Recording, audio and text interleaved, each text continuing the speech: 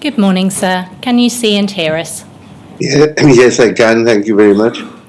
Sir, before we turn to Ms. Winter's evidence, could I deal, please, with the witness statement of James McLaughlin, who is a principal public prosecutor in the High Court and International section of the Public Prosecution Service in Northern Ireland. For the transcript, his statement can be found at WITN 102-80100. There is no need to bring that up on screen, but I can confirm, sir, that that witness statement has been disclosed to court participants. Mr. McLaughlин's evidence is relevant predominantly to Phase 4, but the final 3 paragraphs are relevant to Phase 5 of the inquiry. For the purposes of Phase 4, can I please indicate that paragraphs 1 to 30 are to be treated as read into the inquiry's record, although I do not intend to read the contents of those paragraphs out now. As a result, this evidence may be taken into account by you in due course, even though it has not been subject of oral evidence during Phase 4. As for the remaining paragraphs in Mr. McLaughlин's witness statement, namely paragraphs 31 to 33, these will either be the subject of oral evidence or read into the record in Phase 5. I should also confirm that this witness statement will be published in its entirety on the inquiry's website after today's hearing. Thank you very much. May we proceed then, please, to call Ms. Winter? Yes, of course. As you know, sir, Ms. Winter appears remotely following your grant of permission for her to do so. Yeah. Good morning. Can you hear and see me, Miss Winter? Yes, I can. Okay. I understand that you wish to swear on the Bible. Yes, that's right. Do you have a Bible with you? I have. Okay. If you'd like to repeat after me, I swear by Almighty God I swear by Almighty God that the evidence I shall give that the evidence I shall give shall be the truth, shall be the truth, the whole truth, the whole truth, and nothing but the truth. and nothing but the truth. Thank you. Good morning, Ms. Winter. Thank you for appearing this morning to assist the inquiry in its work. As you know, I will be asking you questions on behalf of the inquiry. You should have a hard copy of a witness statement in your name, dated the 2nd of January 2024, in front of you. Do you have that? Yes, I have.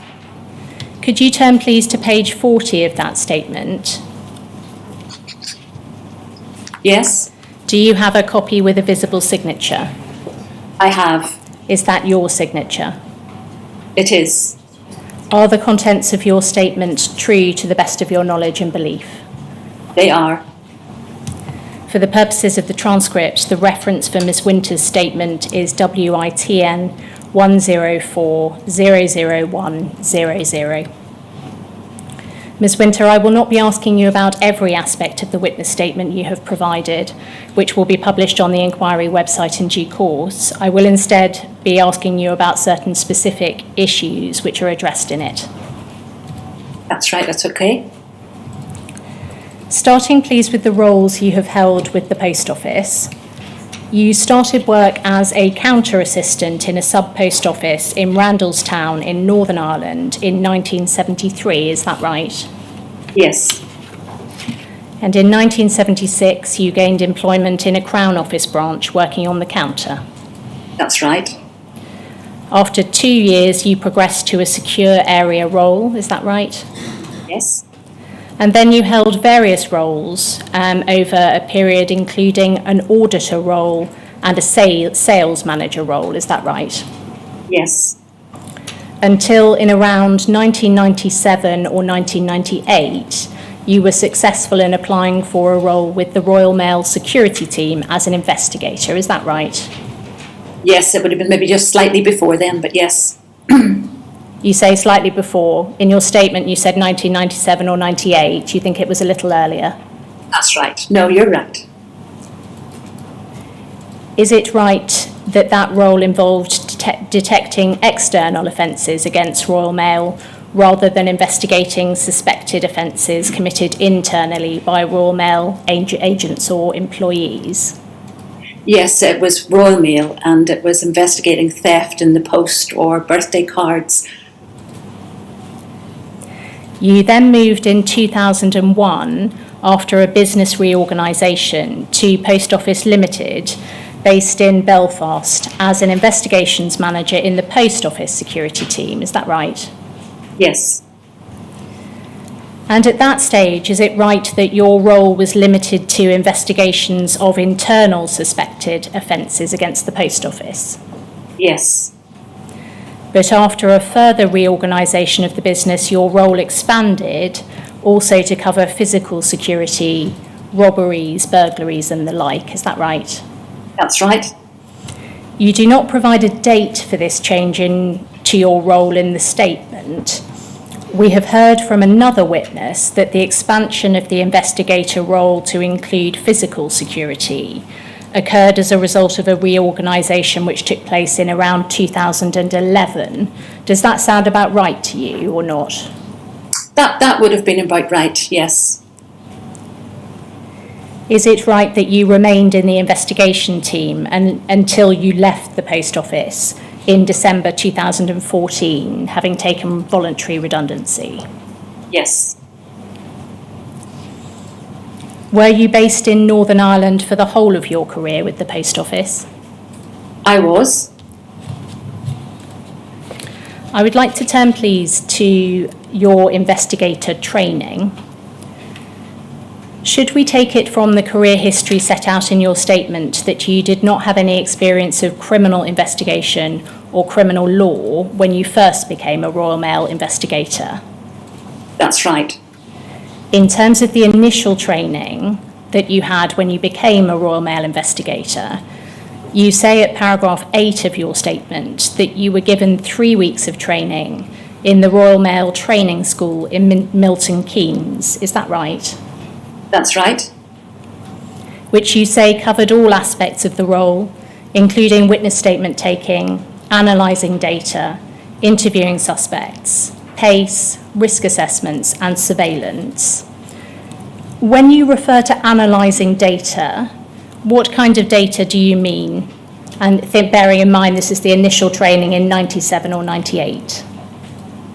With Royal Mail investigation, you would be analysing data of lost mail, customers that have reported losing mail during the course of its in the Royal Mail Centre. You would be looking at access records, who has access to mail, absence records, and you would be following from the time that the letter or the item was posted till it disappeared. You also received training when you moved to become an investigator with the Post Office in 2001, didn't you? Yes. And you say at paragraph 9 of your statement that training was at the Training College in Milton Keynes and also lasted 3 weeks. Yes. In addition to the topics you identified from your Royal Mail training, you say in your statement that the training in 2001 covered working on the Horizon system. Yes. Can you help with what the training on working on the Horizon system consisted of, please? I remember getting Horizon training whenever we were on the training course, and also whenever I came back to Belfast. I sat in, my office was beside the training school, and I arranged for me to sit in whenever sub-postmasters were being trained, for me to sit in with the school and be trained as well.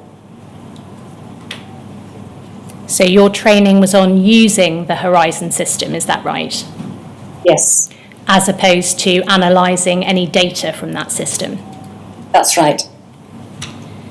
You refer at paragraph 9 of your statement to the 2001 training, including data analysis. What sort of data were you trained to analyse on that initial 3-week training? On the initial 3-week training, that was really actually maybe using the system. I did more analytic work whenever I came back to Belfast and in the training school. And that's whenever I did some more of analysis, because I was with the trainers and they would answer my queries or explain to me how to read the data that you're getting from the system. What were you taught to look for in the data? In the data, you would look for whenever cash declarations are made. You would look for user IDs. You would look for the transactions that the customers have said had taken place. And you would be taught on the different codes within the Horizon system.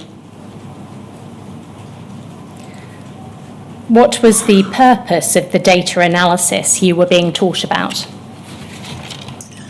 Really, it was to learn how the system worked, and for instance, how one transaction can be different and shown differently on the computer system as another transaction.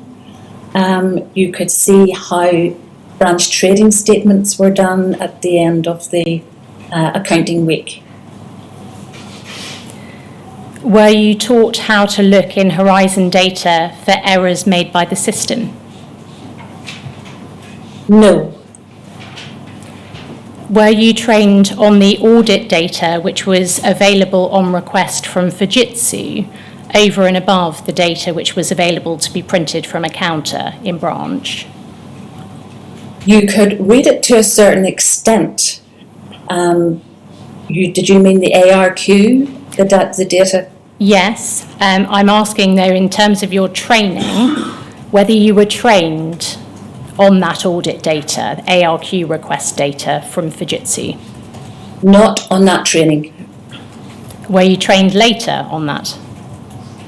Later, as you worked within the office and worked with Horizon, you became aware of some data that would be on it, but in no way would I be an expert on it. Were you given any guidance at your initial training in 2001 on the circumstances in which audit data should be requested from Fujitsu? In that initial training, no. You were not told how to get any information from Fujitsu, because you were told that the system was 100% reliable. And who told you that the system was 100% reliable? Whenever you were at the training college.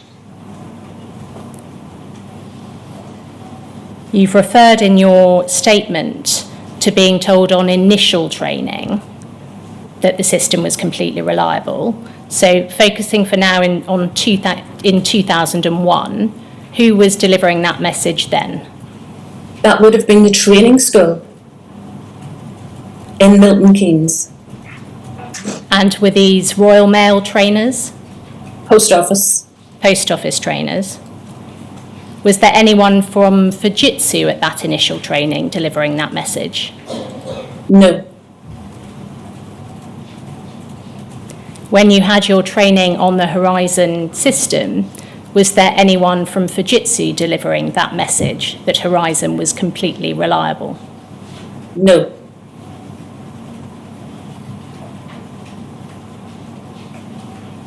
Another topic you list as having been covered in 2001 was full disclosure.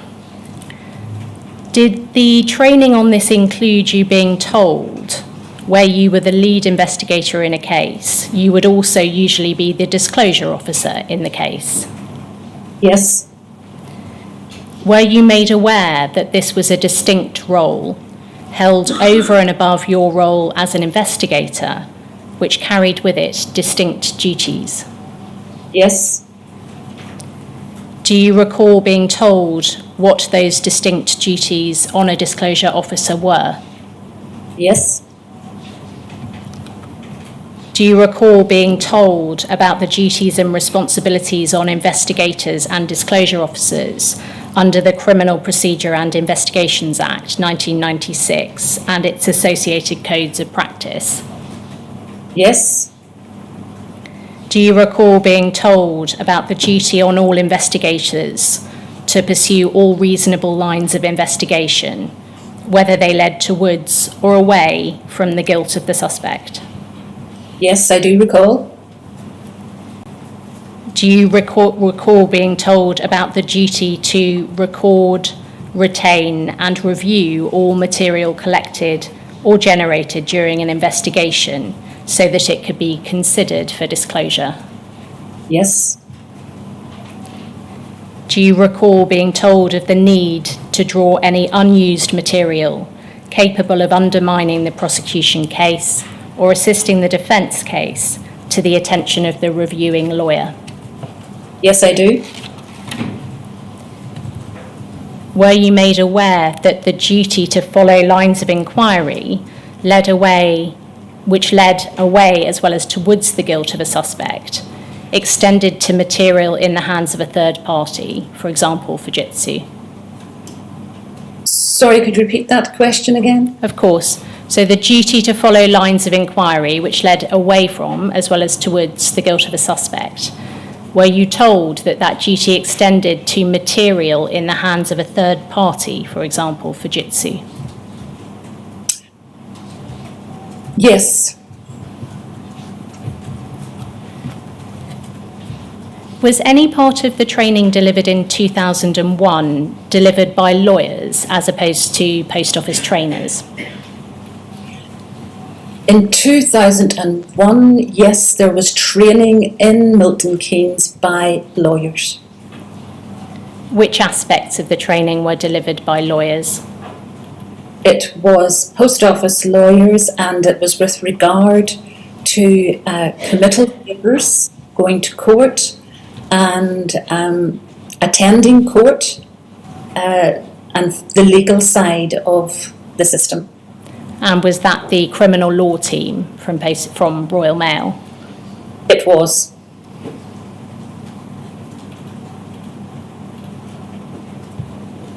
You travelled to Milton Keynes for your Royal Mail and Post Office investigator training. Did this training cover the criminal law or procedure in Northern Ireland at all? I would have to say not really. Is it right that you attended search training, both when you became an investigator with Royal Mail and when you became a Post Office investigator in 2001? Yes, I did. And that was provided by Thames Valley Police on both occasions? Yes, it was. What were you told on that training about the basis for the Post Office conducting searches as part of their investigations? For conducting a search, you needed to have sufficient people doing the search. You had a note taker, you had the person, it was maybe two people doing the search. So after an incident in 2000 where one of the post office investigators was shot and killed, we had to have an additional person during the search for health and safety. In terms of the basis for conducting searches, though, what were you told about the grounds on which the Post Office could search premises, for example? You could only search premises with the person's permission. It was a voluntary search, the same as for a vehicle.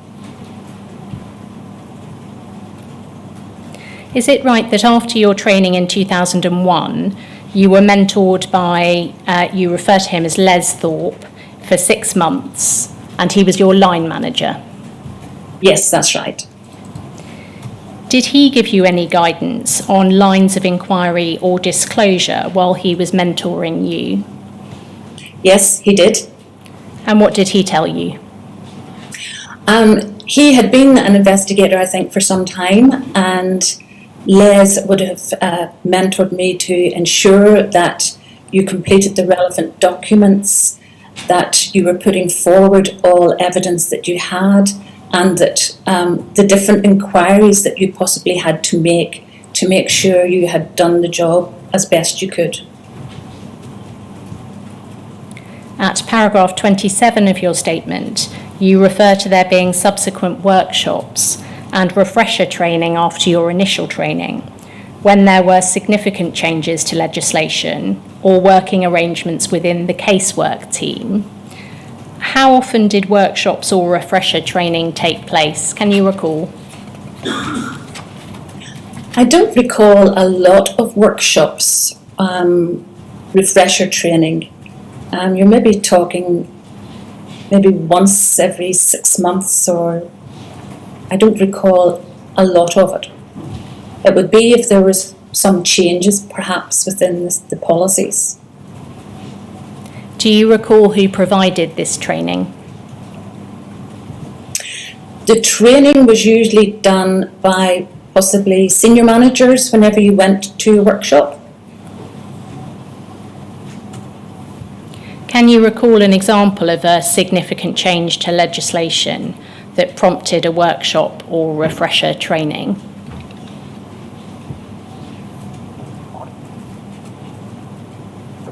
I'm sorry, I can't recall. Was there any Northern Irish specific training given to you as an investigator by the Post Office? No. Turning please to policy and guidance, how would you access Northern Irish legislation or codes of practice if you needed to refer to them? I would have liaised with the police. Could we have paragraph 15 of Ms Winter's statement on screen, please? It is page 11 of WITN 104-00100.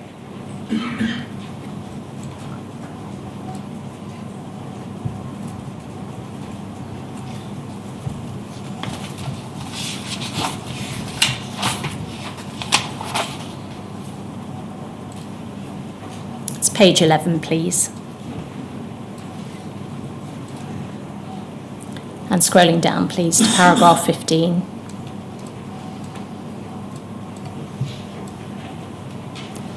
You say here, any legislation, policies or guidance governing the conduct of investigations conducted by the security team during my period of working within that team, if relevant, would have been communicated usually by policy and standards or the casework team. From my recollection, a different caution was issued in Northern Ireland and the police and criminal codes of practice in Northern Ireland were followed rather than their England and Wales equivalent. The correct routines for Northern Ireland were applied. Different Northern Ireland specific forms would also be used when conducting a formal interview. Was this communication of legislation, policy or guidance communication of new or amended legislation, policy or guidance? This was our guidance for Northern Ireland. Whenever I went to the training college, they would have been training everyone on England and Wales. And then usually as an afterthought, they would have said, oh, by the way, it's a different in Northern Ireland. You have to use different forms in Northern Ireland. So my job was always to make sure that those correct forms were used. What was the method of communication by policy and standards or the casework team? With the policy and standards, they would have issued new policies, and again, it most likely would have had above it, this applies to England and Wales. And then usually at the bottom paragraph, it would maybe say, for Scottish law, there would be one line, and for Northern Ireland law, another line. So sometimes, usually you had to go and look in policy and standards where you could get it on the computer, policy and standards. But I usually always checked again with the police. In a more practical sense, how were these documents sent to you? Or were they simply on the system? They would be sent to you as the policies changed, and maybe would be discussed depending on what policy was whenever you were having a team meeting. But then you were told they would be on the computer where you could go into the programme and look at the new policies. Was that something that all investigators had access to? Yes. Taking an example of a policy document covering investigation procedures specific to Northern Ireland, could we have on screen, please, POL 000-39952?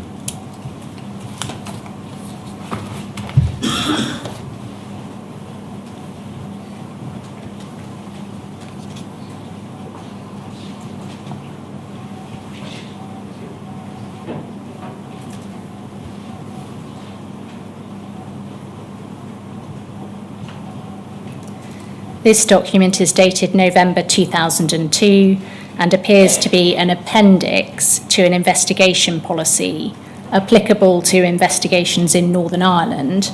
The title is Notes of Interview, Northern Ireland. Did you recognise this document when it was sent to you by the inquiry? I do recognise that document. Is that the sort of document which would be sent to you by Policy and Standards or casework? Yes. Could we have on screen, please, paragraph 28 of Ms. Winter's statement? It is page 17 of that statement.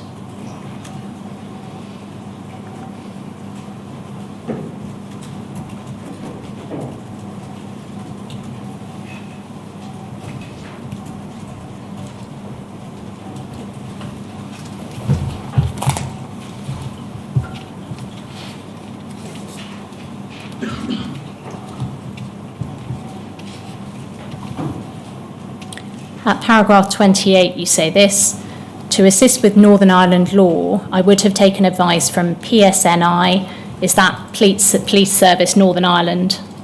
Yes, Or PPS, is that Public Prosecution Service?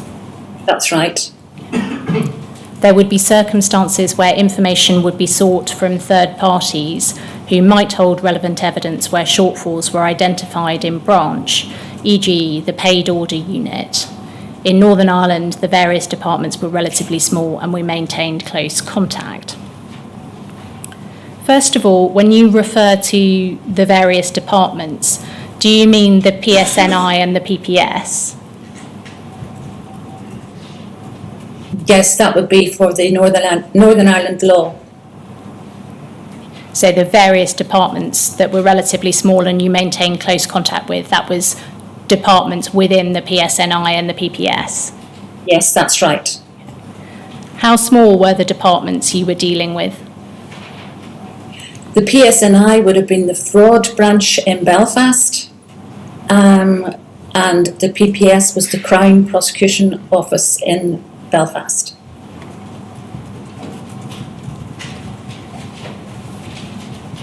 In terms of the size of your own team, you say at paragraph 9 of your statement that although you had the grade of a manager, you did not have anyone working to you, so you were effectively a one-person department. Was it the case that throughout the time you were a post office investigator in Northern Ireland, you were a one-person department, or did that change? No, it was always a one-person department. You didn't have staff. It was just a title.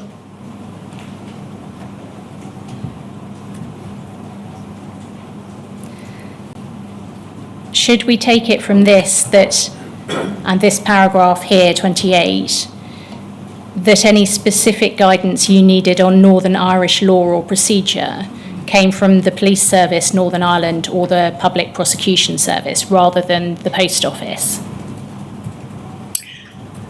Mainly from the police and from the Crown Prosecution Service. There was a few cases where I was maybe involved in England, and that would have come underneath the Post Office criminal law team.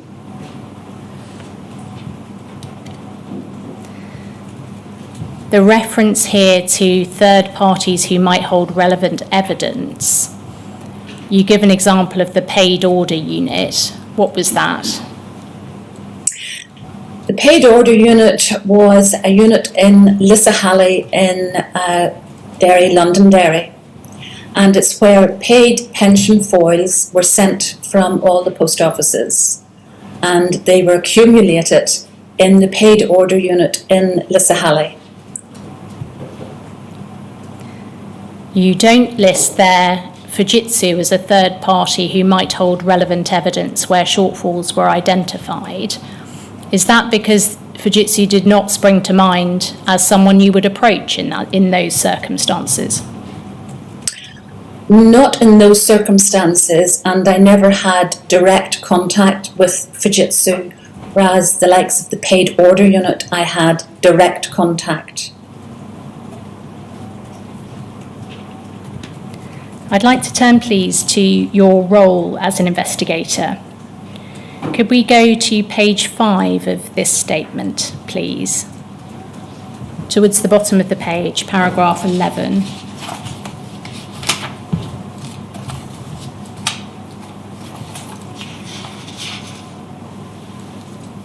And about 3 lines down, you say, as an investigator, my role was to interview post office employees and agents who were suspected of or had admitted to committing a criminal offence and to ascertain the facts in the inquiry.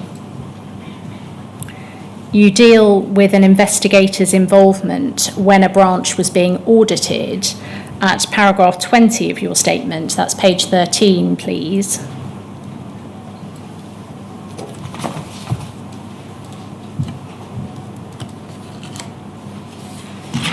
And 4 lines up from the bottom there, you say the investigator's role on attendance would be to introduce themselves, their second officer and the audit team.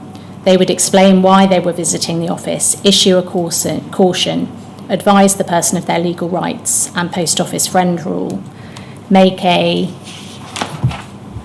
notebook entry recording that. The investigator would remain on site and await the final outcome of the audit and report to the contracts manager and to the line manager. If there was no reasonable explanation for a loss identified, the investigator would remind the person they were still under caution and invite them for a formal interview.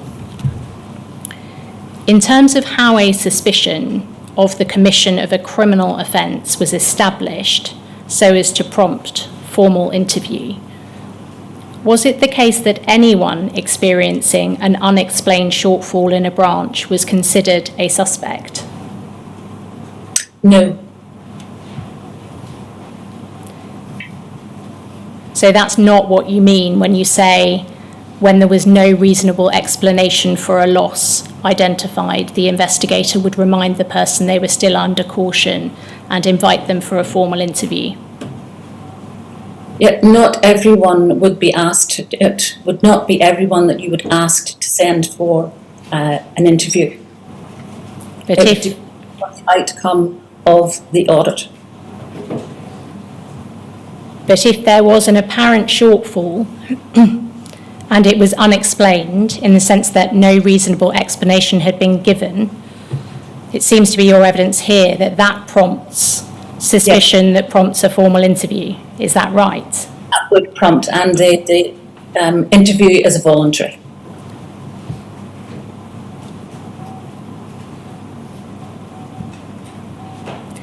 You have said in your evidence this morning that you were aware of the obligation on an investigator to pursue lines of inquiry pointing away from as well as towards the guilt of a suspect.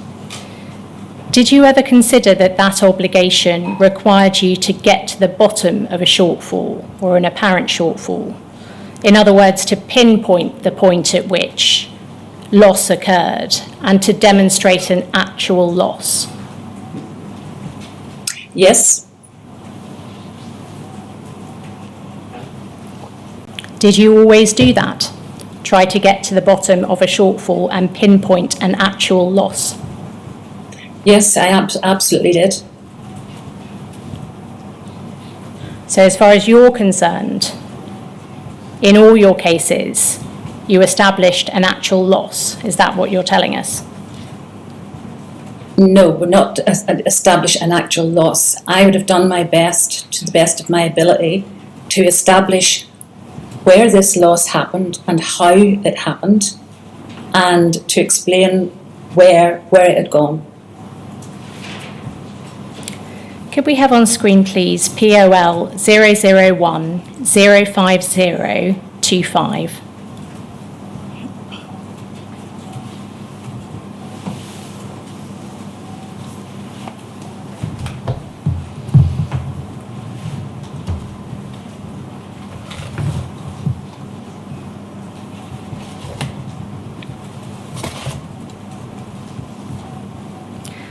This document is the individualised objectives for security team members for 2013 to 2014. The objectives for you are set out at pages 136 to 139. Could we have page 136 on screen first, please?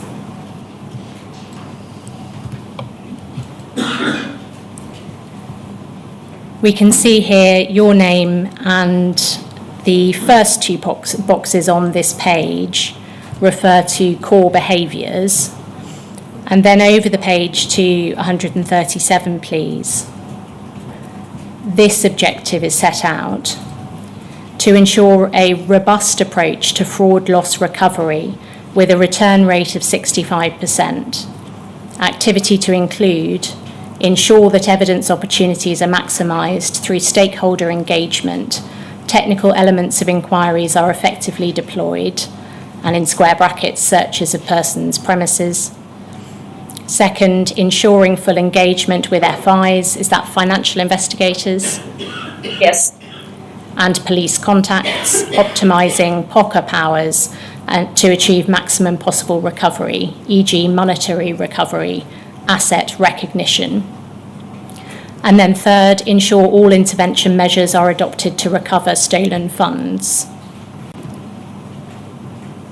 Is it right that as an investigator, you were set a target for the recovery of monies from those who were being investigated? Yes, that 65% rate was for fraud loss recovery.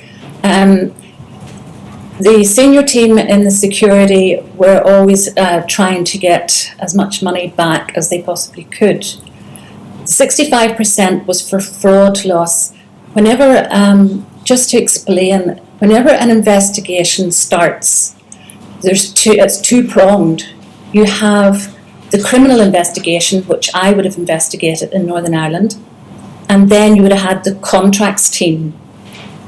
Now, with the criminal investigation, I would have performed my duties to look into all the loss, conduct the inquiry, and you were always asking, we were told every time you interview someone, you had to ask them, could they repay the money? If at that stage the criminal investigation is not going any further, that is closed down. But the contracts team, they remain continuing, and they will ask for the money back. So you will have a situation where I've investigated a case, but it hasn't gone for prosecution, but it's the contracts team that are asking for the money back. The target was, by this point, 65%. Had there been a different lower target in earlier years? Do you recall? Yes, I do believe there was. And it was maybe the last 3 or 4 years, there was more pressure put on everyone by the senior team to increase this figure.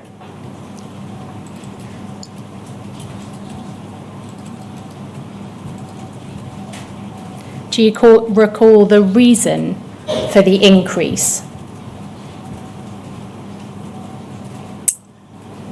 I don't think they gave a particular reason to us as a security team. We just felt there was more pressure put on you.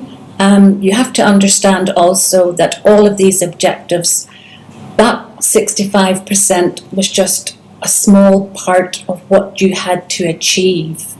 You were targeted in everything that you did. You were marked on everything that you did. And you were spoken with at the end of every month if you were not meeting the standards that they required.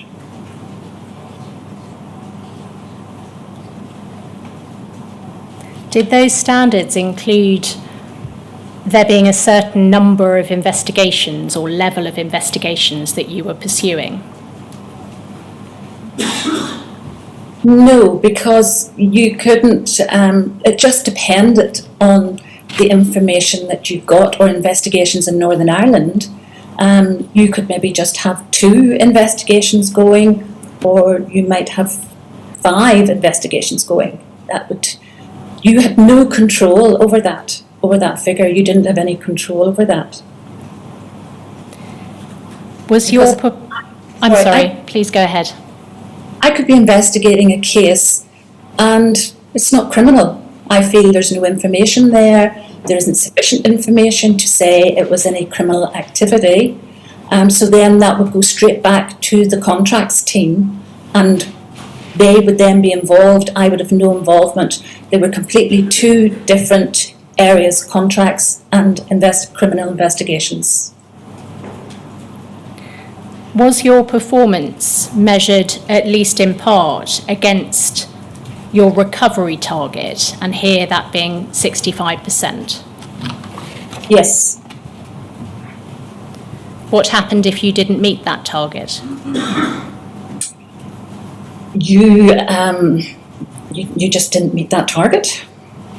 You would maybe be trying to increase your figures on other parts of the objectives, where you are being proactive in educating people on having good security within their post office and making sure they have all their procedures in place. Was meeting this target rewarded in any way by the post office? I don't think it was. You were given a mark. It was like an appraisal mark. And depending on how well you had done in these objectives, you were marked from 1 up to 5.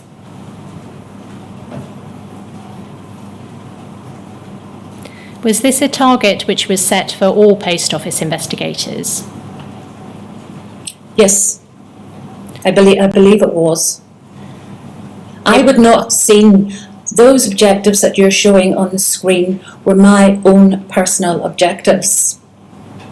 And once you were given them, then they would most likely put on the computer, as you've done here today, and we could see then everybody else's. But I mean, I didn't go looking to see, oh, what is everybody else doing? I was just concerned with what I had been targeted to. Do you think that this target ever influenced the conduct of investigations you were charged with? No. Looking please to the first bullet point in that box. What did it mean in practice to maximise evidence opportunities?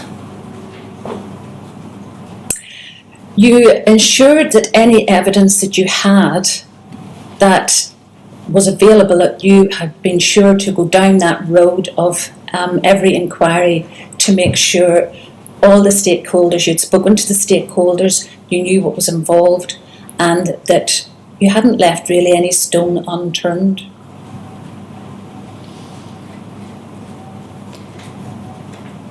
Thank you. That document can come down now, please. Being a one-person department, what supervision was there over your cases? I would have had daily contact with, originally it was Les Thorpe, with my manager. You ensured that you spoke with each other at least every couple of days. And then you had one-to-one meetings every month. My line manager would have flown over to Belfast and we would have had one-to-one meetings. Then you would have had a team meeting. Team meetings again would have most likely been once a month, where I would have flown over to London or Manchester or Glasgow. Did you discuss the issues which arose in your cases with other investigators in other parts of the United Kingdom? No. Do you think you would have benefited from the opportunity to be able to do so? I do. Turning please to the process for criminal investigation and prosecution of post office agents, their staff and post office employees in Northern Ireland. Could we have on screen please paragraph 23 of Ms Winter's statement, that is page 15.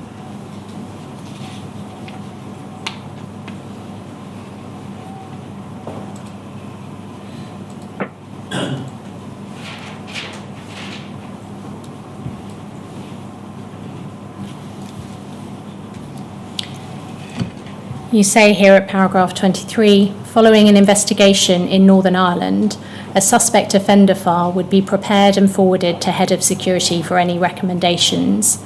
They would review the information available and make any decisions. The decision would be communicated to the casework manager and the file would then be returned to me. Pausing there, so is it right that before a case would be put forward to the prosecution decision maker, the Head of Security had to sign off on that course? Yes. In Northern Ireland, was there any input into the decision on whether to refer a case to the prosecution decision maker from the Royal Mail or later Post Office criminal law team? No. And when you say head of security, just so that I'm clear, do you mean by that the head of the security team for the UK, or do you mean someone in Northern Ireland? It would have been the head of security for the UK. I remember. Right, thank you. Scott. Yeah. Could we have on screen, please, paragraph 39 of Ms. Winter's statement? That is page 21.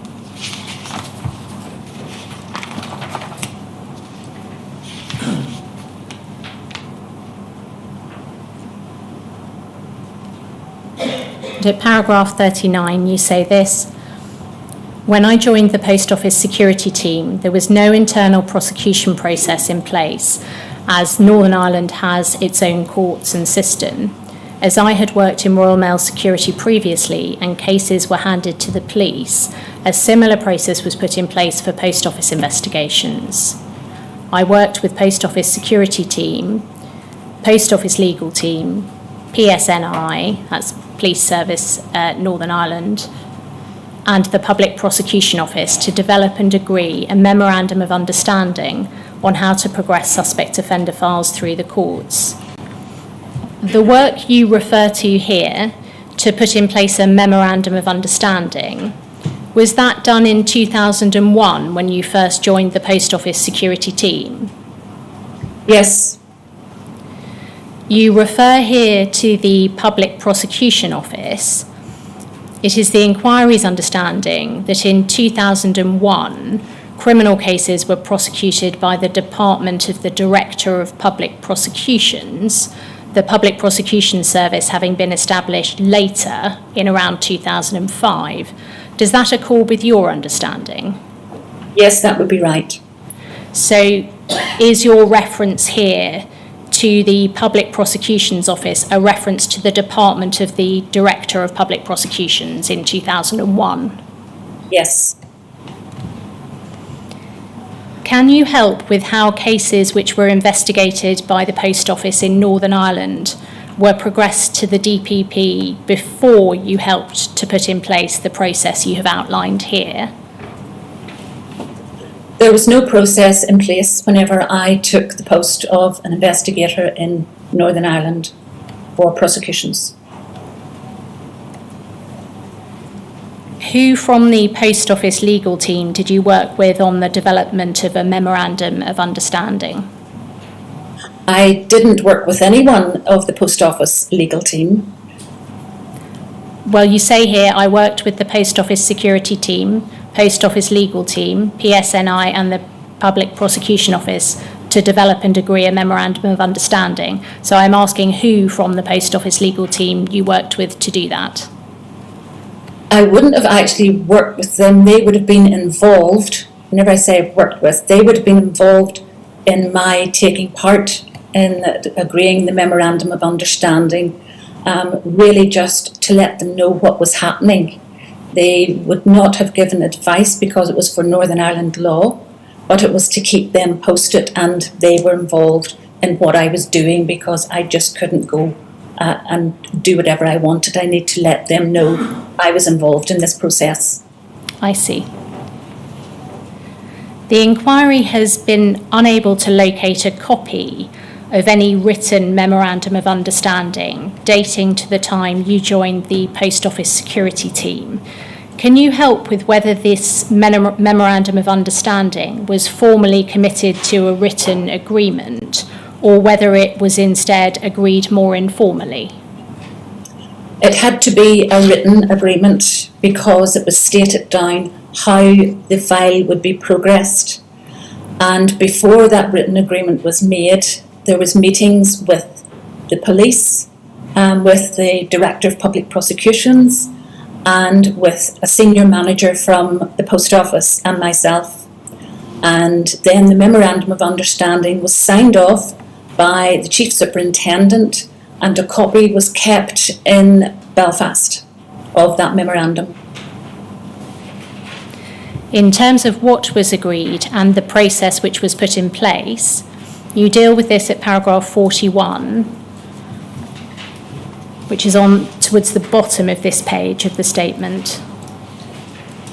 But you have also provided a slightly more detailed account at paragraph 23 of the statement, and I'd like to look at that, please. Could we have page 15?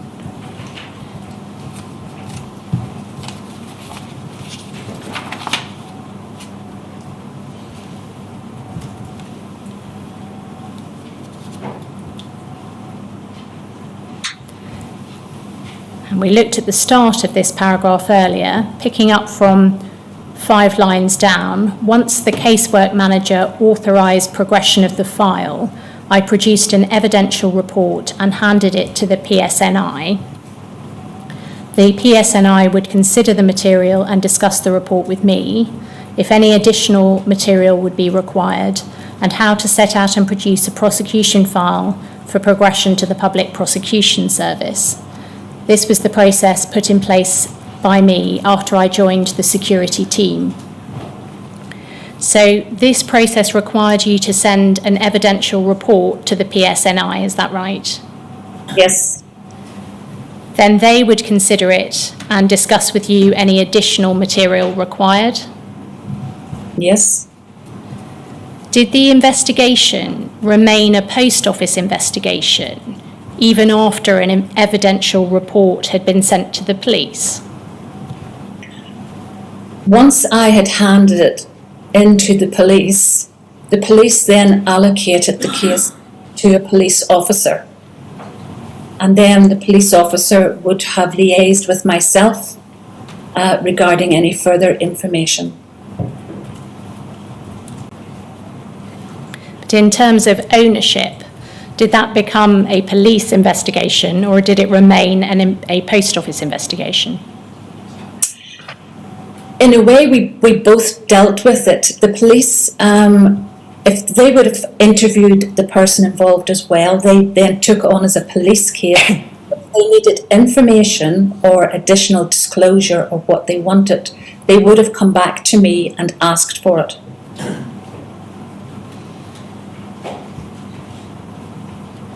Was this therefore the police advising the post office on what steps they needed to take for the case to be ready for presentation to the prosecution decision maker? Yes, the police looked through the file, and if they felt there was more information needed, or they guided me on how I should word certain documents and how I should present the file so as it was easily read by the Public Prosecution Service.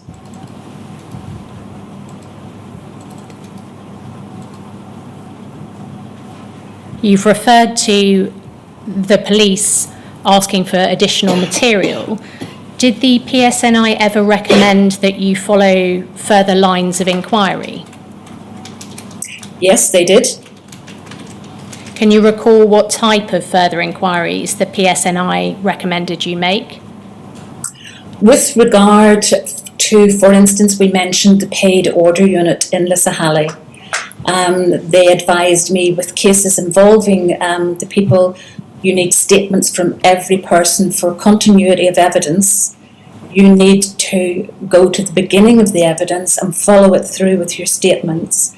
So sometimes there was quite a lot of statements you needed to take from the paid order unit. With regard to Fujitsu, they always asked for a statement from Fujitsu to say that the horizon was completely reliable, as what we had always been told. We'll come on to liaison with Fujitsu in Northern Ireland in due course, But in the case of a horizon system, in a case where the horizon system was showing a shortfall in a branch, do you recall the PSNI ever saying that further evidence or inquiries needed to be made to evidence an actual loss suffered by the post office? I can't recall, because you're trying to have all the evidence that you feel the police will need. But the police always asked for a statement. Because we were dealing with a computer, the police always said you need to have a statement to say that this computer is working correctly and reliable. I have to say, whenever I first put my first prosecution and I requested this statement from Fujitsu, you have to go through the casework team. And I can recall, I feel that they didn't have such a statement, and it took me some time to get the statement through to say that Fujitsu were prepared to put all the information onto a statement.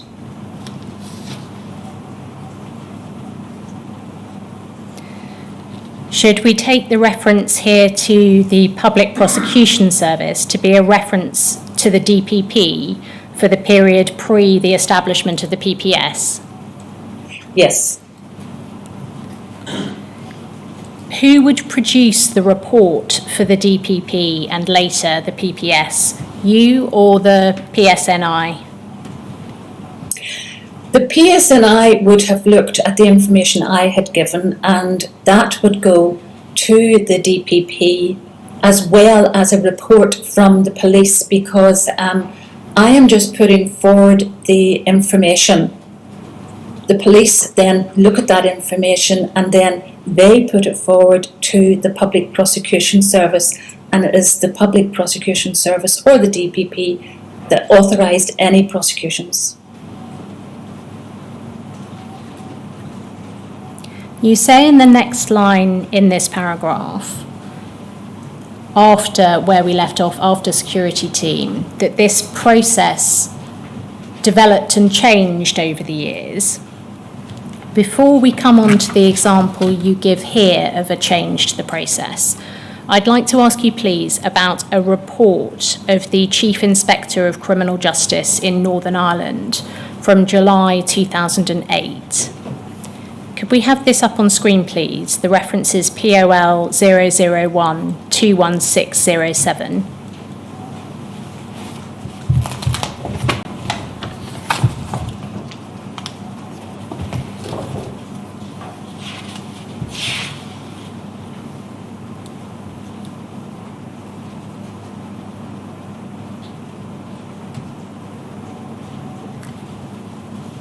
The quality of the front page is not terribly good, but if we turn to page 2 of this document, we can see the title more clearly.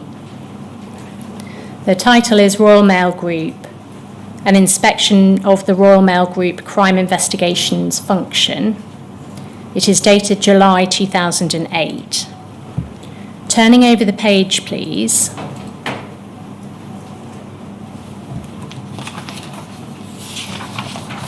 And there's a blank page there, so one more page, please.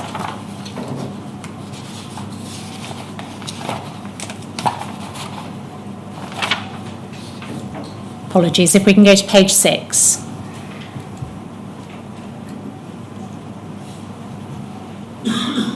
We have here the Chief Inspector's foreword, and scrolling down, please.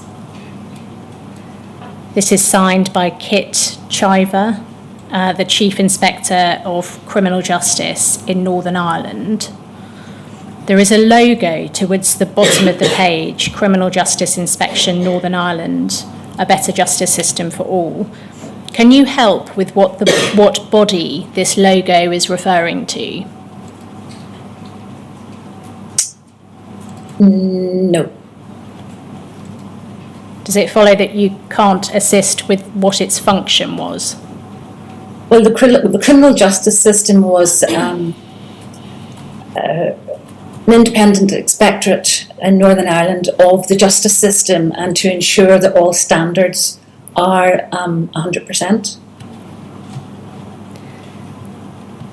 And how does the Chief Inspector who wrote the foreword fit in with that? Well, in Northern Ireland, anything involved with the criminal system, they're always audited.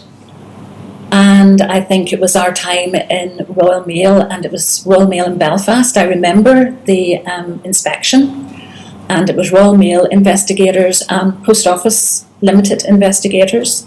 And we had to produce all our case files and any information that the auditor wished to see to ensure that we were meeting all the criteria that is needed to involve criminal cases.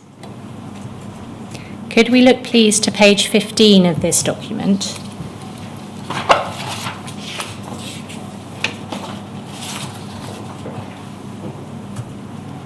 Paragraph 1.10 says this: RMG conducts its own English and Welsh prosecutions according to the Code for Crown Prosecutors. In Scotland, completed investigation files are forwarded to the Procurator Fiscal's Office, and in NI, complete investigation files are forwarded via the PSNI to the Public Prosecution Service.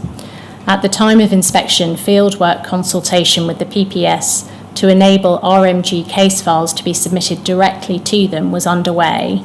A direct submission process would reduce the potential for delay in processing files.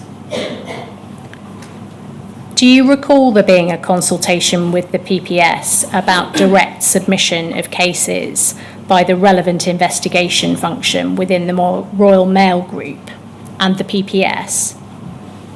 Yes. Going then to page 25 of this document, which deals specifically with post office investigations.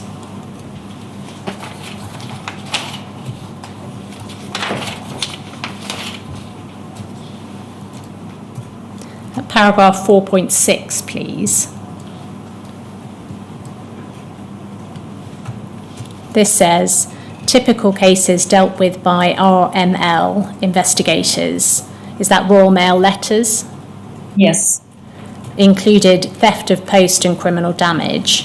The POL investigator typically dealt with offences committed by PO employees against customer accounts. These investigations had been more complex in nature and had often involved elements of fraudulent behaviour or false accounting.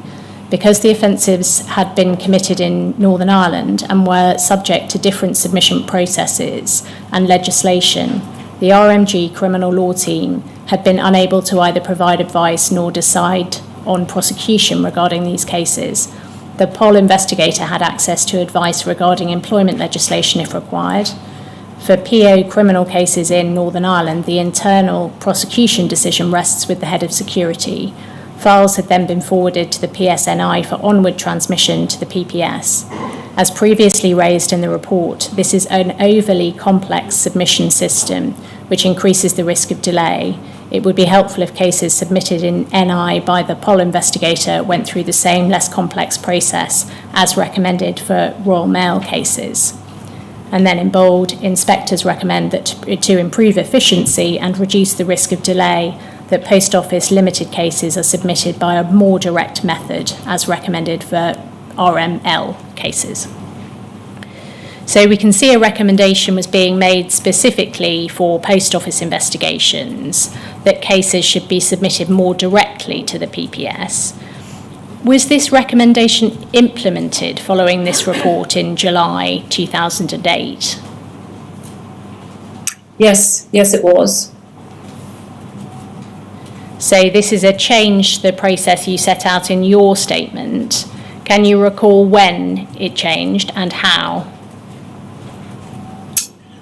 I think it took some time to bring in the changes, and we then got a local solicitor in Belfast who then took my cases instead of them going directly to the police.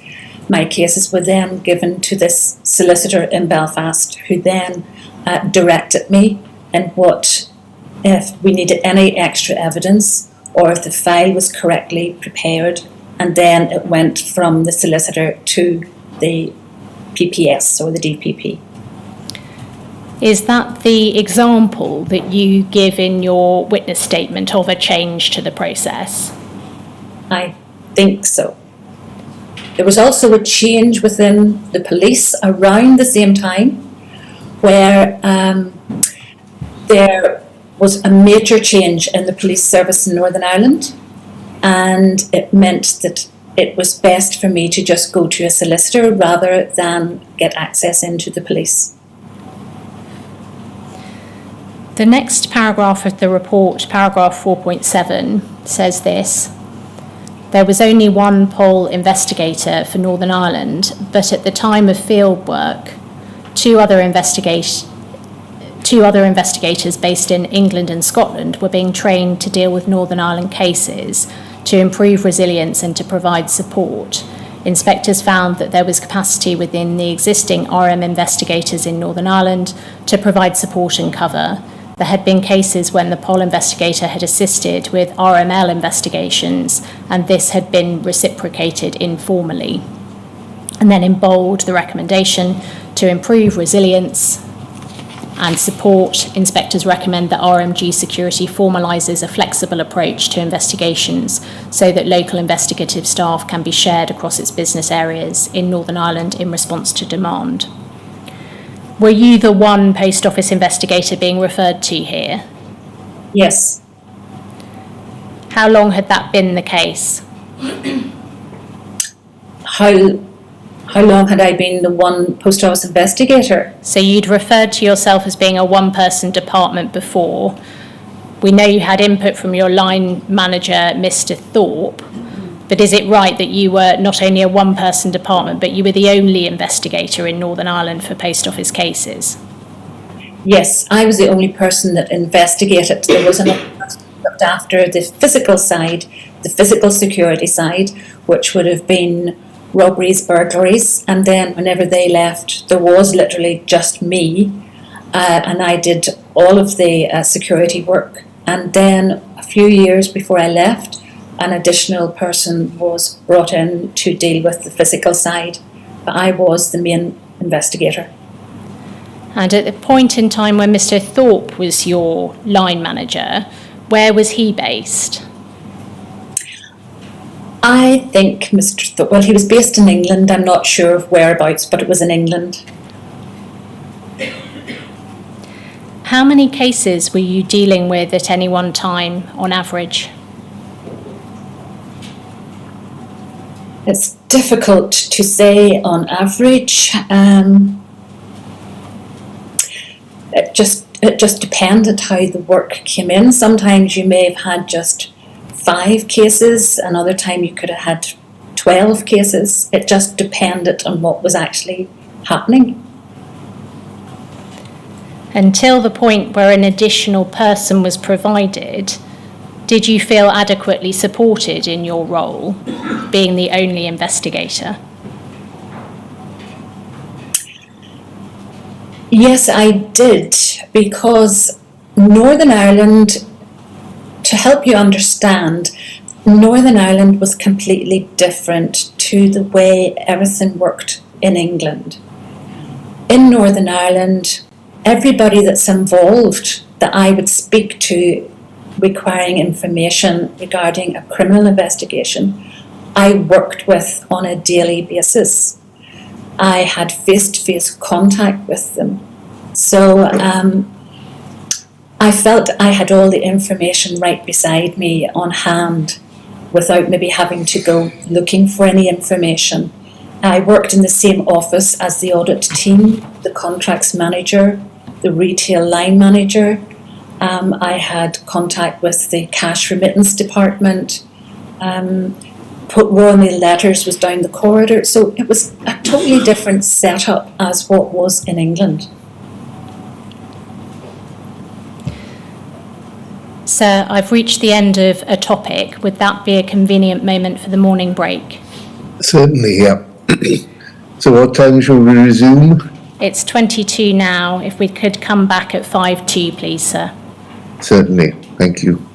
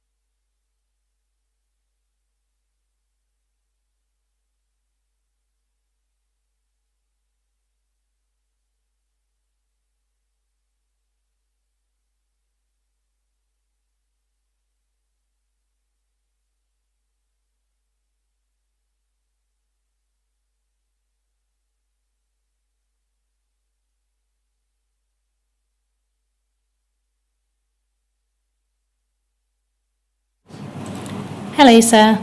Can you see and hear us? Yes, thank you, yes.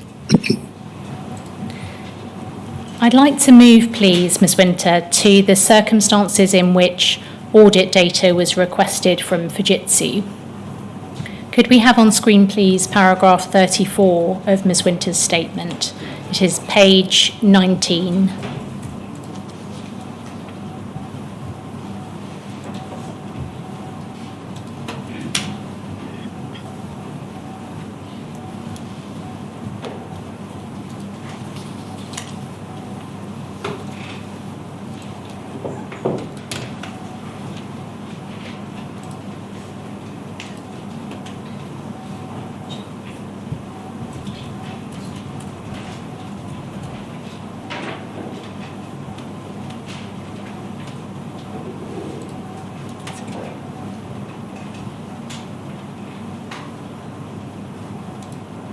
That's page 19, please.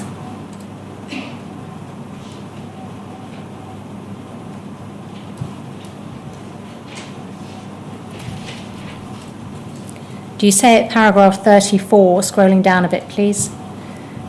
When I held the position of investigator fraud manager within the security team, and any SPM's managers, assistants, Crown Office employees attributed any discrepancy to the Horizon system, I would have asked them to give details of the problems, and if the matter had been reported to the help desk or their area manager, the matter would be raised with my line manager and casework manager, and a decision would be made to request Horizon data to be reviewed for the period in question.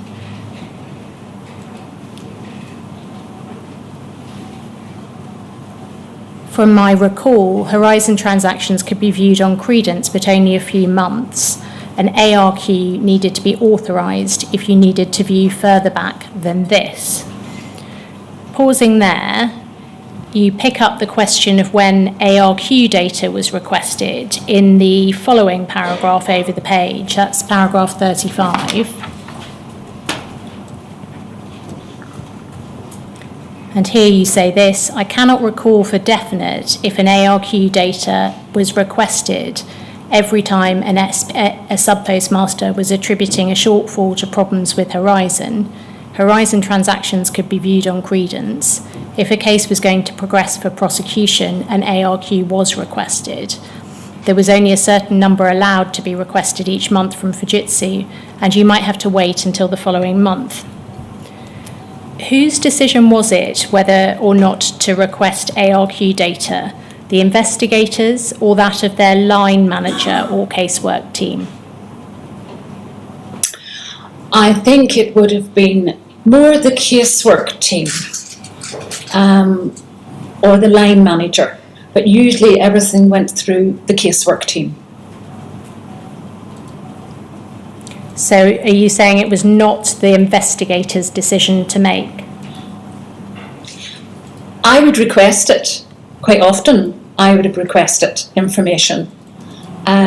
Just to explain a little bit, at the start of my time as an investigator, I don't think there was certain information available from Fujitsu, or I wasn't aware of it. And then I realised there was credence. And credence would be, I could go onto my computer and look and see what any particular post office in the United Kingdom was doing or working at.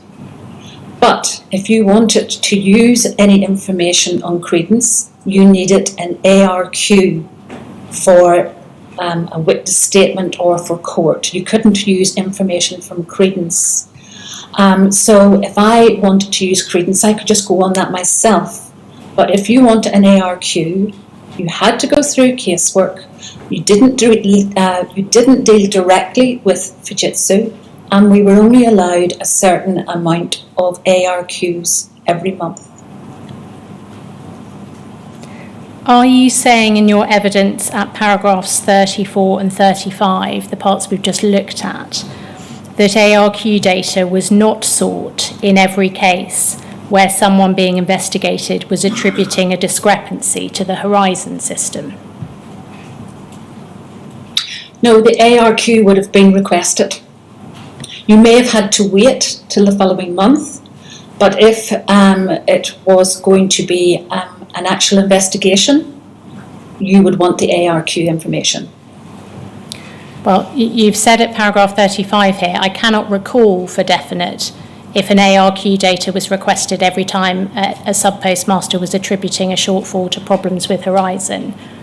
So are you now saying that you can recall?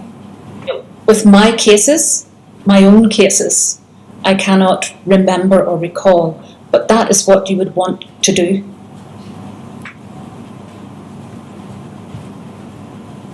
Because you'd want to obtain the best data you could get, wouldn't you, for each and every one of those cases, if someone was attributing a shortfall to problems with Horizon? Absolutely. You referred in your statement to there only being a certain number of allowed requests from Fujitsu per month, and you've just touched on that now. Did you mean by that there were only a certain number of allowed requests for which Post Office was not charged? I'm not sure. I don't know about the charges.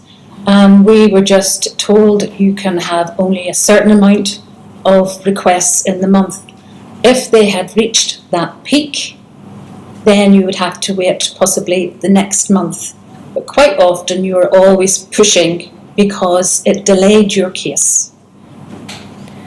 Were you ever told you couldn't have it, as opposed to needing to wait until the next month because of the cap or limit on the numbers of requests allowed? No, I was never told I couldn't have it. You may have had to wait, but again, I would have been pushing because I would have had perhaps the police pushing me or the public prosecution office pushing me. So you did your best, and quite often they were good and maybe exceeded and said, right, I'll get that for you. But on the odd occasion you would have had to wait if you had reached that limit for the month. And are you referring now to what happened once a decision had been made that the case was going to progress for prosecution? You've just referred to requests from the police and the PPS. I would have requested ARQs even before it went to prosecution, but if it had now reached the police or the PPS and they had decided we need some more information, then I would have requested it then, and that's whenever you could have had a push. But if I was doing an investigation before it even got to the police, I want to satisfy myself exactly what had been happening on the system. I would request an ARQ before it even got to the police stage. Could we have on screen, please, paragraph 29 of this statement? It's page 17.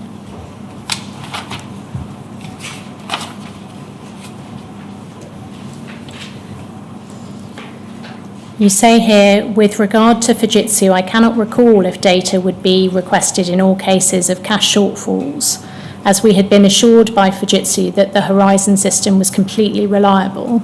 These assurances were given from senior managers at meetings and during Horizon training. The Horizon training we covered earlier, and my question to you then was whether anyone from Fujitsu was sending that message. But just to be clear, the Horizon training you're talking about here, is that initial Horizon training, or was that a message that was repeated at future training sessions you attended? It was a message that was repeated constantly.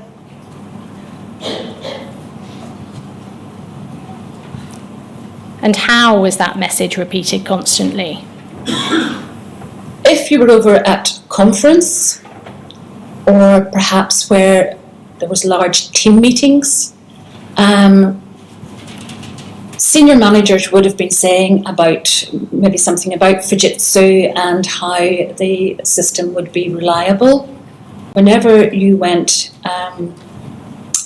with even Horizon trainers, would have been told the system is 100% reliable. Which, The post office emphasised, as you start to talk about something, you start to recall, the post office always emphasised Fujitsu said that the system was reliable. which senior managers gave you assurances that the Horizon system was completely reliable?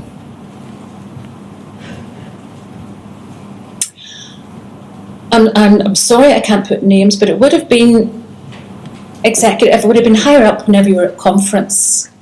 They would have had maybe security, the head of security on speaking, and maybe other executives. And that this is where it would come from. It would come from upper level. Can you remember who any of those other executives were?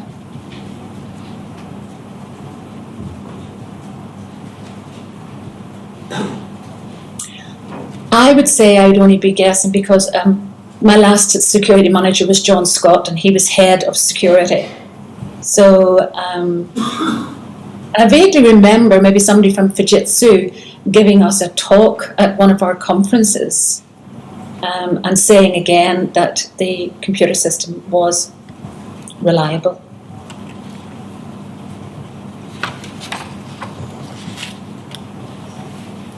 Looking back at the wording of the first two sentences of paragraph 29 that we've just looked at, are you saying here that the assurances given to you about the complete reliability of the Horizon system had a direct impact on the decision making on whether or not to obtain ARQ data in cash shortfall cases? Sorry, I'm going to ask you to repeat that again, please. So we can reread them. The first two sentences at 29, you say, with regard to Fujitsu, I cannot recall if data would be requested in all cases of cash shortfalls, as we had been assured by Fujitsu that the Horizon system was completely reliable. So just that first sentence there, you seem to be linking the request for data and the decision as to whether that would happen to the assurance given by Fujitsu that the Horizon system was completely reliable.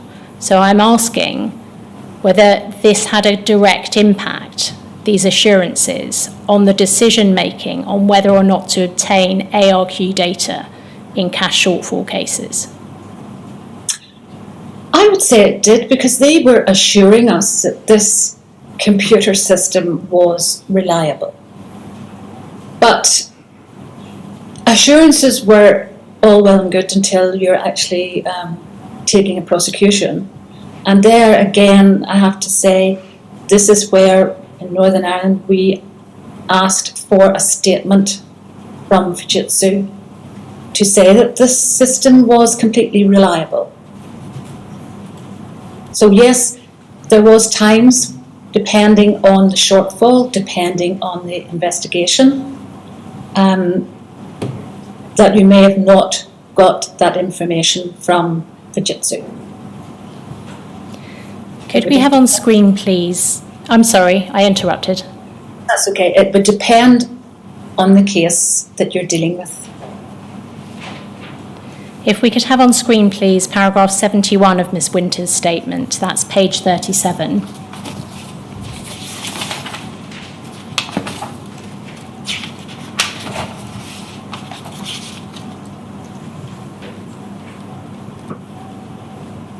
In this paragraph, you address the relevance of a challenge to the integrity of the Horizon system in one case to other ongoing or future cases. Going over the page, please, 7 lines down, you say, I understand now that if Horizon recorded a different transaction to the one the SPM entered, then this could cause an error. But if there was a consistent pattern and none of the patterns showed that there was an underpayment, and so the cash showed an excess, then it causes a concern. The concern and error did not prove illegal activity, but the SPM would need to provide an explanation. When you were an investigator, was there a presumption of dishonesty where the loss could not be explained? No. How would an agent or an employee of the post office be expected to explain or prove that they had not stolen or caused the loss? With this particular paragraph that you've raised, this was in answer to the two cases that I have been involved in. Well, this is under a heading of general, in response to a question about the relevance of a challenge to the integrity of the Horizon system in one case to other ongoing or future cases. You do make reference earlier on in this paragraph to the two cases which we'll come on to of Alan McLaughlin and Maureen McKelvey. But this sentence here seems to relate to your understanding now as to what was possible in terms of errors on the system. And I'm asking you if this reflects a presumption of dishonesty and an expectation that a sub-postmaster would have to explain where there was a concern, as you put it. Yes, it would depend on what the discrepancies were. Yes, they would have to explain. With regard to the Horizon system, what I know now, I most likely would have acted in a different way then. But yes, you're wanting to go down all avenues of concern, and you would be asking the sub-postmaster to explain if they can offer an explanation for any underpayment or excess. I'm sorry, that's the only way I can sort of explain it to you. Do you recognise, looking at the wording you have used here, that this logic is the wrong way round? You are expecting someone who had experienced a shortfall to prove that they have not stolen the money or caused the loss, rather than the question being, could an actual loss be proved?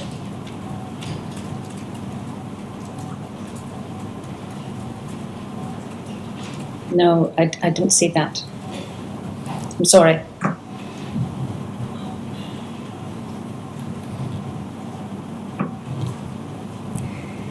You say at paragraph 36 of your statement that you do not recall if the ARQ data was provided to the SPM as a matter of course, and you say this would be a decision made by the PPS. This would, of course, rely on that data having been provided to them, wouldn't it? Sorry, repeat the question, please. Well, we can go back and have a look at the paragraph if you'd like. It's paragraph 36, page 20, please.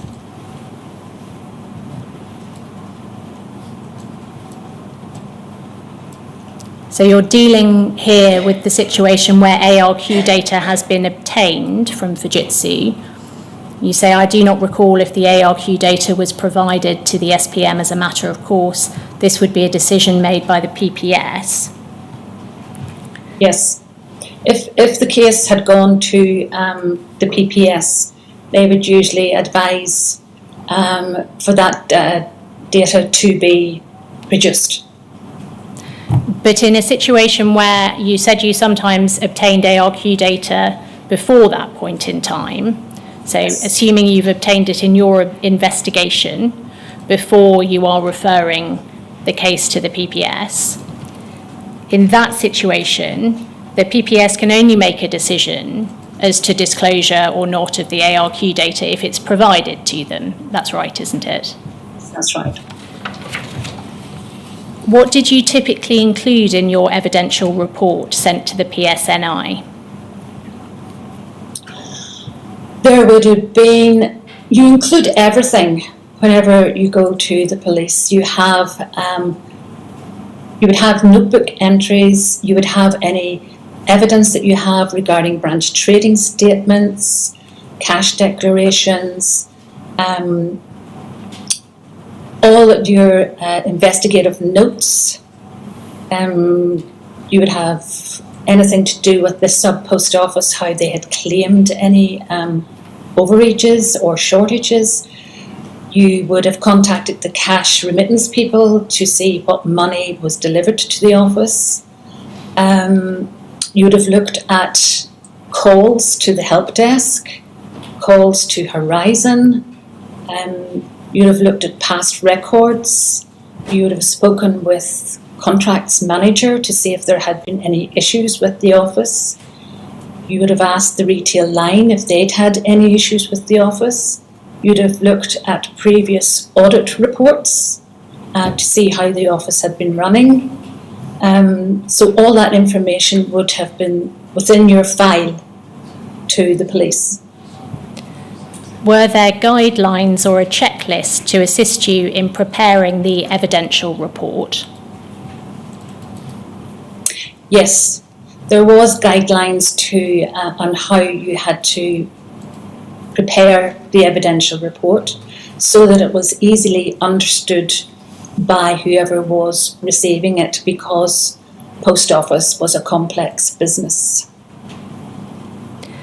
How did you ensure that the PSNI and ultimately the PPS were provided with all available evidence, including any evidence relating to possible explanations which pointed away from the guilt of the suspect? I would have had telephone conversations with the police beforehand, and then whenever the file had to be hand delivered to the police and the inspector would have went through it with me, we would have discussed the whole case, and then we would have looked at the evidence, and he would have advised me, you need further evidence or you have sufficient evidence. If he had said you need further evidence, then I would have got the further evidence and brought it to the police. Once the police were satisfied that there was sufficient evidence to put to the DPP or the PPS, then it went to the prosecution office. They then sat with me again, and we would have had meetings with them and with their lawyers and discussed the case, and then they would have advised me if there was sufficient evidence or if they required more evidence. If they did, then we got the evidence that they required, and again further meetings before any decision was made by the Public Prosecution Office. Where ARQ data was obtained as part of your investigation, was it provided as a matter of course to the PSNI and the PPS? Yes, because it was the police that said we need evidence from the people that own the computer system that is reliable. So yes, if it was available at that time. Where it was provided to the PSNI or the PPS, were they provided with any information as to how to interpret the data? That would have been with, I would have said, the statement from Fujitsu. Could we have back on screen, please, paragraph 29 of Miss Winter's statement? That's page 17.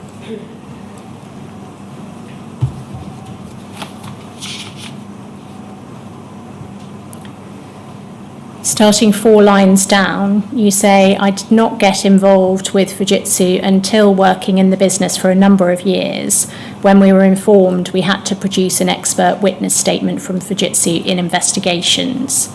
The decision to get expert reports was not made by me, and I cannot recall who first advised me that I should get a report.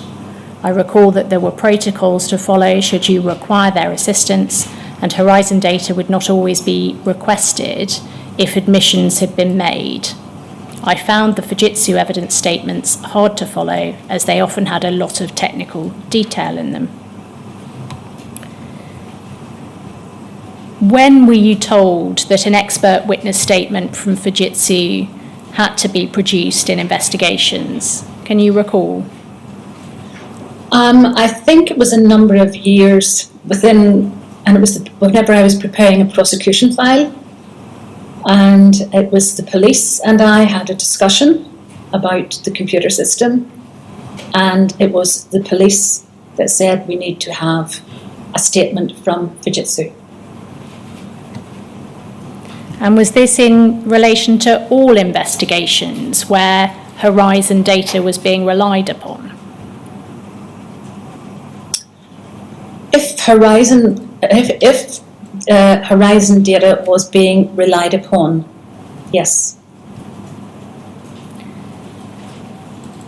Did you understand what the purpose of such a report was? Yes. What was the purpose? Well, the purpose of this report from Fujitsu was for them to state that the Horizon computer system was reliable and was not at fault. You refer to protocols to follow should you require Fujitsu's assistance. Can you recall what those protocols were? Well, we did not have access to anyone in Fujitsu or allowed to have access. I had to put my request through casework if I wanted anything from Fujitsu. And then, as far as I'm aware, casework then dealt with that. About maybe 9 years in, our casework team then got a Fujitsu liaison person. And that is the person that we would deal with then if we wanted anything from Fujitsu, if I wanted statements. I can't ever recall having direct contact with anyone in Fujitsu, maybe on an odd occasion whenever they were required to give me a statement and it hadn't been forthcoming, or to arrange for them to come to a court case. You refer to the Fujitsu statements as being hard to follow. Which parts of the statements did you find hard to follow? Can you recall? I remember there were statements. They were quite lengthy. Now this is by recall, as I say, it's quite a number of years ago. But I do remember looking at one of the statements, and there was one time there were statements came regarding the ARQs, and then I do believe there was a further statement was required, more intricate into the system, and it's that one that I'm referring to. But that's all I can remember, except I do remember it was a man that had made the statement, and I think he had to come to one of my prosecution cases at court. Since the statements related to your investigations, did you ever seek clarification in respect of the bits which you found hard to follow? No. And why not? Because it seemed to be the technical side. They were being reported as the expert of the computer, and you were more or less in the post office where we were. If you challenged anything, you didn't feel you could challenge anything, is what I would say. Was there any particular individual or individuals who made that the case?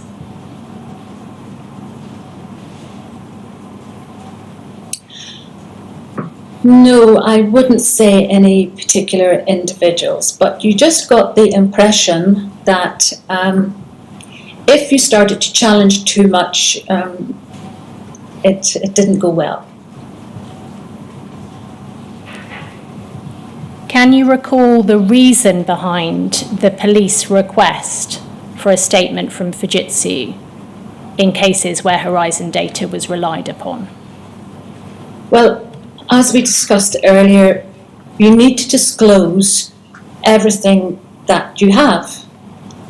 And it would stand to reason whenever you're investigating, you have to look at everything. And if there was any possibility that there was something wrong with the computer, that would need to be disclosed. And this is where I was happy working with the police and the Public Prosecution Service, because they knew what you needed to make sure your case, you had investigated everything and disclosed everything that we had. We could not disclose that there was anything wrong with the computer because that was not what we had been told. And I understood why the police needed a statement to say that the computer was reliable. You say in paragraph 29 in the penultimate line that if admissions had been made, then Horizon data would not always be requested. Why was that? I'm not sure. Was that the assumption that there was no need to investigate further because an admission had been made? It may have been. I'm sorry. I'm not sure why. You refer at paragraph 37 of your statement to there being an expert witness from Fujitsu who provided a detailed witness statement when prosecution cases were progressing through the court. Is that the expert witness that you've just been referring to? I.e., the person who provided the statement required by the police? Yes. You seem to be referring to one particular person here, because you say you do not recall the name of this expert witness. Is that right? Yes. I mean, I would have dealt with Penny Thomas and Andy Dunks in Fujitsu whenever information came through from casework. And as I say, on the odd occasion, I may have had an email from them. They produced ARQs, and they would have given statements regarding the ARQs and the information on them. I do believe, and it's just my recall, for one of my cases, there was someone different came, and it was a more technical statement. But I'm sorry, I just recall that, but that's all I can say. You say at paragraph 41 of your statement that this requirement or this feature of an expert witness from Fujitsu was an exception to the general observation you make that investigations in Northern Ireland were conducted in the same ways as the rest of the United Kingdom. What was it that was different about the use of an expert witness from Fujitsu in Northern Irish cases from the way investigations were carried out in the rest of the UK? Sorry, could you just bring that paragraph up, please? Of course, 41. It's page 21. So this is the paragraph where you deal with the process by which cases were investigated and prosecuted in Northern Ireland and how they differed from that process in England and Wales. And in the context of that, you say investigation cases were conducted in the same ways as the rest of the United Kingdom, except as mentioned in paragraph 37. If we can just pull up 37, please, it's page 20. Towards the bottom, please. This is the paragraph in which you refer to Andy Dunks and Penny Thomas's contacts in Fujitsu and say there was also an expert witness from Fujitsu who provided a detailed witness statement when prosecution cases were progressing through the court in Northern Ireland. So that seems to be you describing that being the exception to investigations being conducted in the same way throughout the UK. I think that paragraph must be wrong then, because that wouldn't have been, I'd have to go back to that previous paragraph to see what it was, but I think that's the wrong paragraph I've quoted. I see. Well, perhaps we can look at that over the lunch break and try to establish which the right paragraph is. I'd like to turn, please, to disclosure. You say at paragraph 11 of your statement that if a case progressed to court, the PSNI and PSO would assist with disclosure. Can you help with PSO? What did that stand for? That was the public office, I must have got it wrong, public office. It was the DPP. I always worked with the PSNI and the DPP or the PSO. You say you were the disclosure officer in the cases of Alan McLaughlin and Maureen McKelvey. Did you provide to the PSNI and or the PPS schedules of unused material? Yes. Did you provide them with disclosure reports? Yes. Were they documents that you completed as disclosure officer? Yes, they would have been. And what did you understand to be required to include on those documents? With disclosure, you disclosed everything that you had, everything that you were aware of, and I would have went through the disclosure with the police. And for instance, if you had notebook entries or if you just had scribbles on paper or evidence, so we went through it with the police and I together. And then they would have assisted with the disclosure.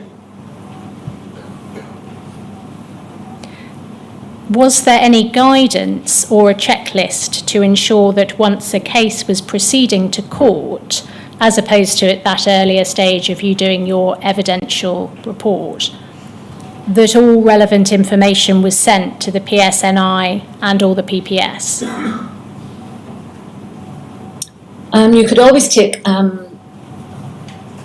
you could always look at information on the police and criminal evidence book, or there would have been guidance that I maybe had from the police whenever we were first arranging the memorandum of understanding.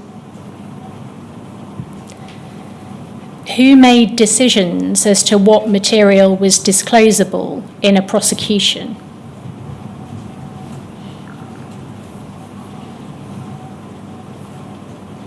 I think it ultimately would have been the Director of Public Prosecutions, because he would have received all the information from the police.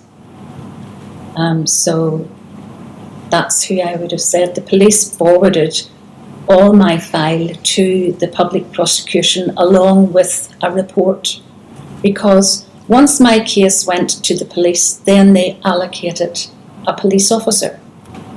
And I would have liaised with that police officer through the system until it went to court, and then I would have met that police officer in court.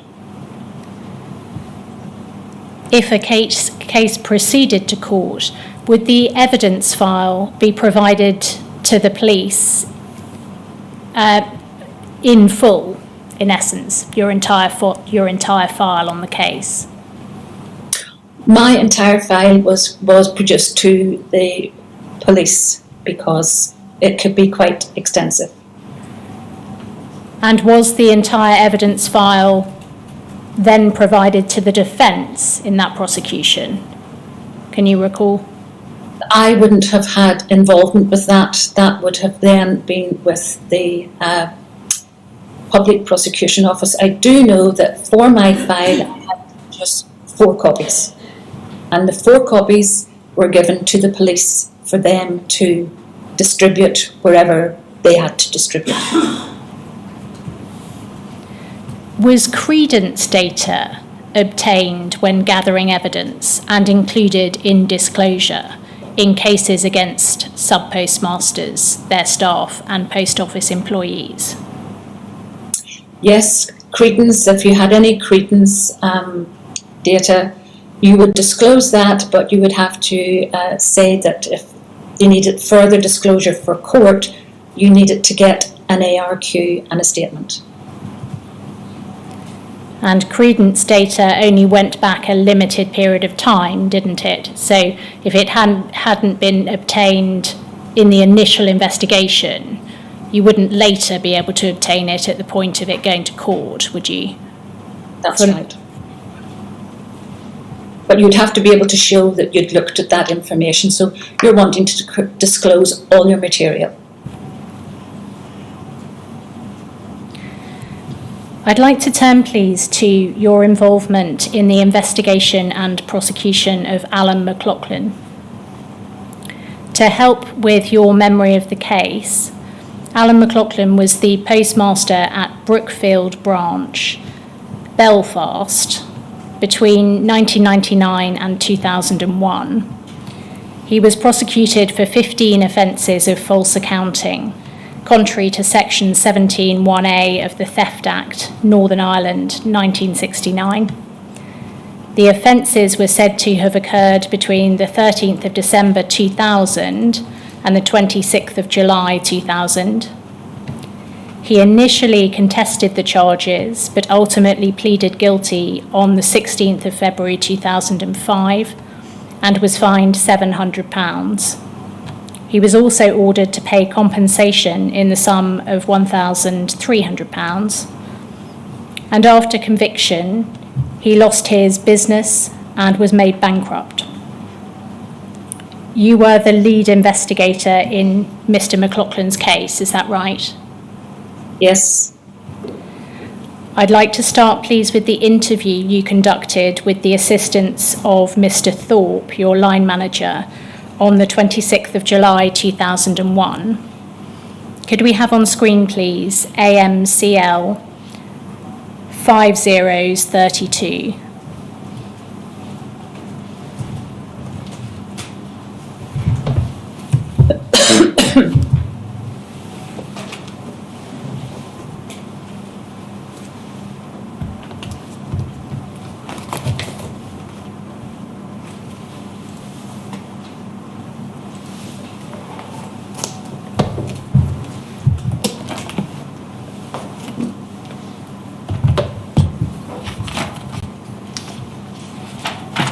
It's page 94 of that document, please.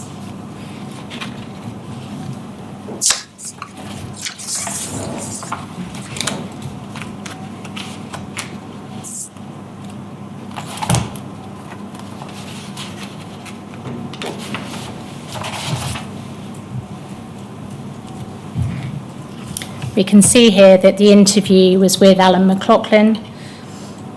You were the lead interviewer, and Frederick Leslie Thorpe, that's Mr. Thorpe, was the second interviewer.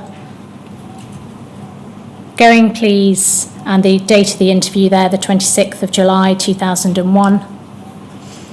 Going, please, to page 154 of this larger document.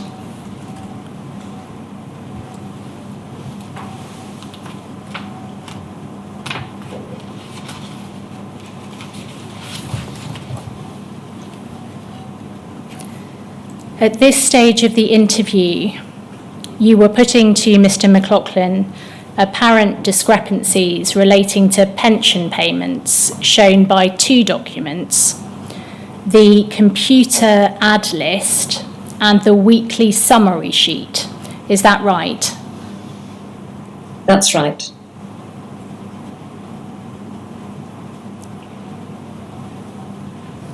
Do you agree that both of these were automated documents created by the Horizon system? It was the information, the person that was doing it would be checking off actual foils and keying in the information into the system. But these documents, the weekly summary sheet and the computer ad list, those were things generated by the computer. Is that right? The ad list was generated by the person entering the information, and then the summary sheet was generated by the computer system. Okay. Towards the bottom of the page, you suggested that Mr. McLaughlin appeared to be balancing. So you say, and what made it interesting was that you always seemed to be balancing. And then in response, he referred back to problems balancing when the Horizon system was first introduced.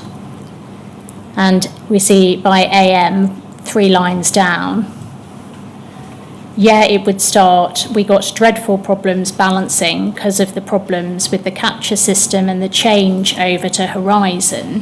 Things were very seesaw, very up and down, you know. And then, where did you, as inaudible, and the response was, it wasn't stable at all.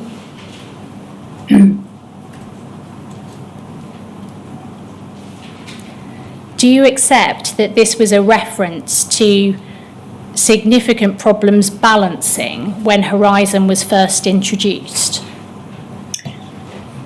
Yes, I think Mr. McLaughlin was talking there at first about the capture system, which I think was there before Horizon, and then whenever Horizon system went in, he had problems with it, and that was 2 years ago from the interview.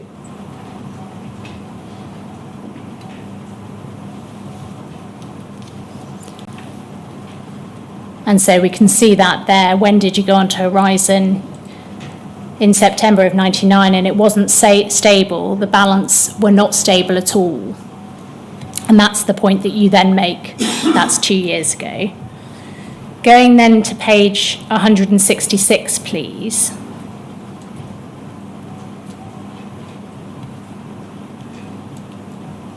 At 1918, you ask this. It doesn't explain how for last night, for instance, those 3 accounts were then put through the system. And Mr. McLaughlin replies, again, it's personal time, trying to get the balance on, trying to get it, done by a certain time in a way. Because when I was first here, and they were all over the place, we were 8 o'clock, 9 o'clock at night, yeah? So Mr. McLaughlin refers again to problems balancing, doesn't he? Yes, he does. I can understand. Going please to page 168.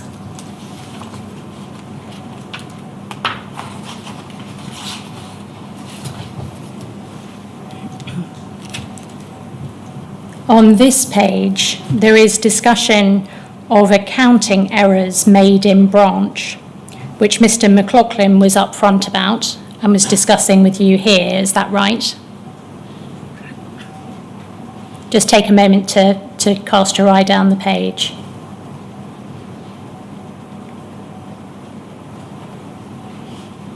Yes, And then over the page to 169, there is a discussion of shortages and what Mr. McLaughlin did in response to those shortages.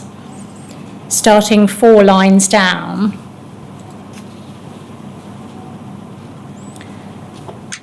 where the pattern has been established and developed and evolved, that has certainly led to a situation where, as you say, that accounts figure is not what it should have been.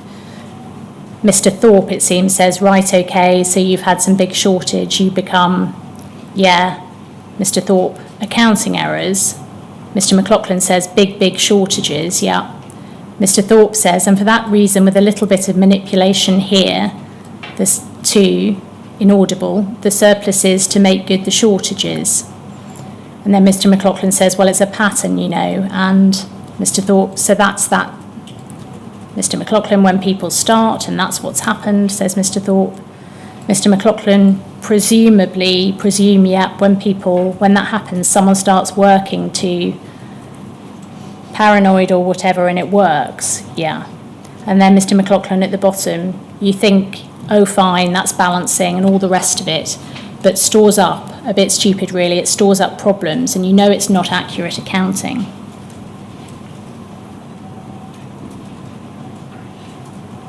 Then at page 181 at the top, please.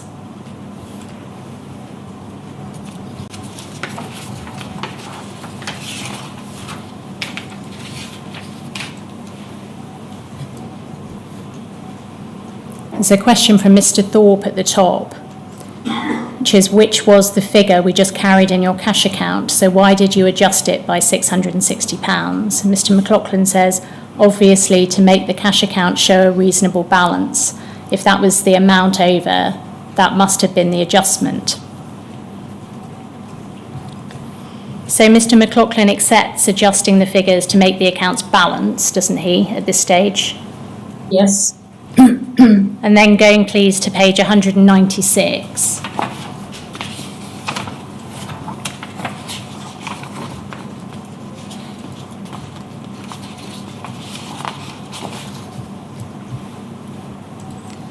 The allegation of false accounting is put to Mr. McLaughlin.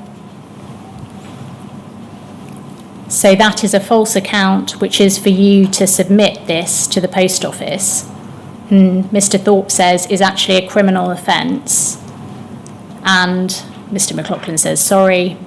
Mr. Thorpe says, no, it's this pattern, as you've said, has been going on regularly since perhaps January, February of the current year.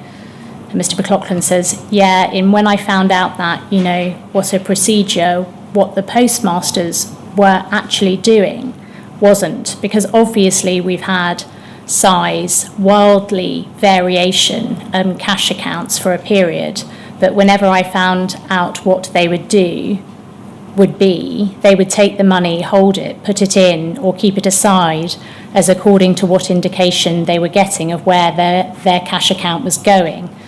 I mean, that is what in my unclear way, it's always been, well, this is the practice and everyone's doing it, so it must be what you do to establish a continuum of acceptable accounts.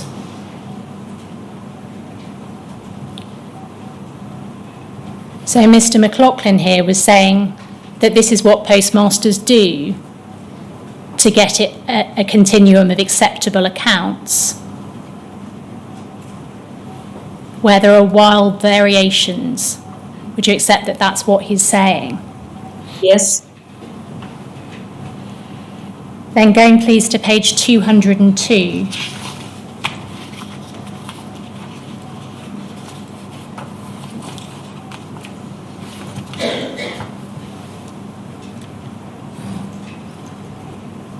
The second line down, you ask this, and you were aware that this was a criminal offence because it was falsifying accounts.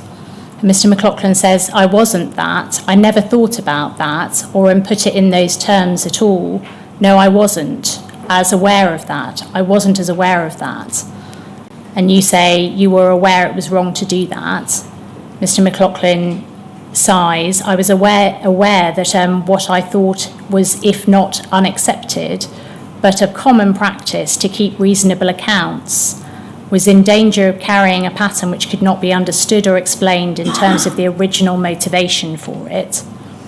And you say, so were you aware that you were falsifying your accounts? Mr. McLaughlin says, not. I wouldn't have set out to do that in that form or with that attention or plan, but as it were, that by allowing this kind of pattern to go on, the final accounting probably would not be completely accurate. And you say, and the reason you've been falsifying the accounts was because of shortages. And Mr. McLaughlin, any overages which resulted from those cash accounts were used for any shortages, which resulted because we had a lot of problems with staff at a particular point, which timing of which coincides with this pattern. I had a lot of problems with figures in the office. These were two staff, they were both dismissed. And you say, and I just want to clarify with you, did you keep a record anywhere of the discrepancies that you were making? Mr. McLaughlin, not that I know. So Mr. McLaughlin was denying any criminality in his interview, wasn't he? He was. And he gave a number of possible reasons in interview for discrepancies arising, including accounting errors. But he also clearly raised balancing issues caused by the Horizon system, didn't he? Looking at those sections we've just been through. No, I'm not sure about that. Why do you think not? just looking at those sections is really just looking at that part of the interview. It's not telling the whole picture.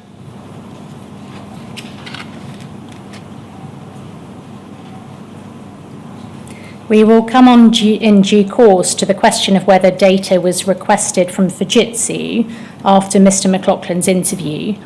But in terms of other inquiries, did you make any inquiries at the time of any colleagues or seniors as to whether other postmasters were experiencing or had experienced balancing difficulties because of the Horizon system? No, because at that time, I think that was in 2001, there had never been any question of computer problems within the Horizon system. But just taking that first example, going back to when Horizon first came in Mr. McLaughlin's branch, and he was saying balancing was all over the place, did that not cause you any concern, even if you thought it wasn't of particular relevance for your case 2 years later? No, because it was 2 years down the road, and during the interview, I think he did say that he got to do the balancing okay after a while. That was at the beginning. I think he said the balancing was okay. But also, I do not know or recall if the information would have been available at that time because it was 2001. I wasn't aware of it at that time, of information being available from Fujitsu. Well, just staying on the point I asked you about, in terms of inquiries of colleagues or seniors, someone had told you that after Horizon was introduced, balancing was all over the place. It wasn't stable. Was that something you thought important enough to discuss with other colleagues? As it had been 2 years ago, I'm not sure, I can't recall, but I do know I would have been looking at audit reports and information from his retail line manager who would have been visiting the office to see if there had been any reports. I would have been looking at if there was any cold logs available. I would have been asking more general knowledge from the people coming into the office. I would have been asking them, is there any problem with this particular office? Okay, but setting aside Mr. McLaughlin's case for a second, was it not a concern that the system was capable of causing balancing problems, regardless of whether they were operating in this case? Yes, it was a concern. So did you say that it was a concern to anyone else? It would have been sort of, I don't know if I actually would have put it out that it was a concern, because we were being told there was no concerns with the computer system. We did know, I wasn't on the investigation at the time of Horizon going in, but we had heard that there was trial periods where there was some glitches, as they would put, but that had all been ironed out and sorted out. Also, maybe it could have been the person operating the system. So no, I don't think I would have raised many concerns because of what I had been told by senior management regarding Fujitsu. Given what Mr. McLaughlin had told you about balancing issues, not just at the beginning, but the other references he made to balancing issues more broadly, did you think to contact the helpline to see whether Mr. McLaughlin had raised any issues about the system in the past? I would have contacted the helpline. I would have spoke actually with the casework management team and asked them for points of contact to see any information on this particular post office.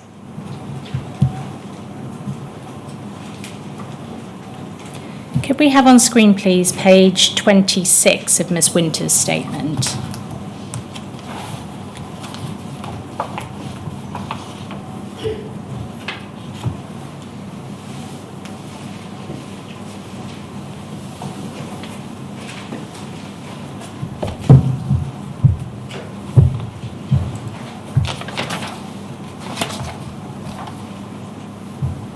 The paragraph at the top of page 26.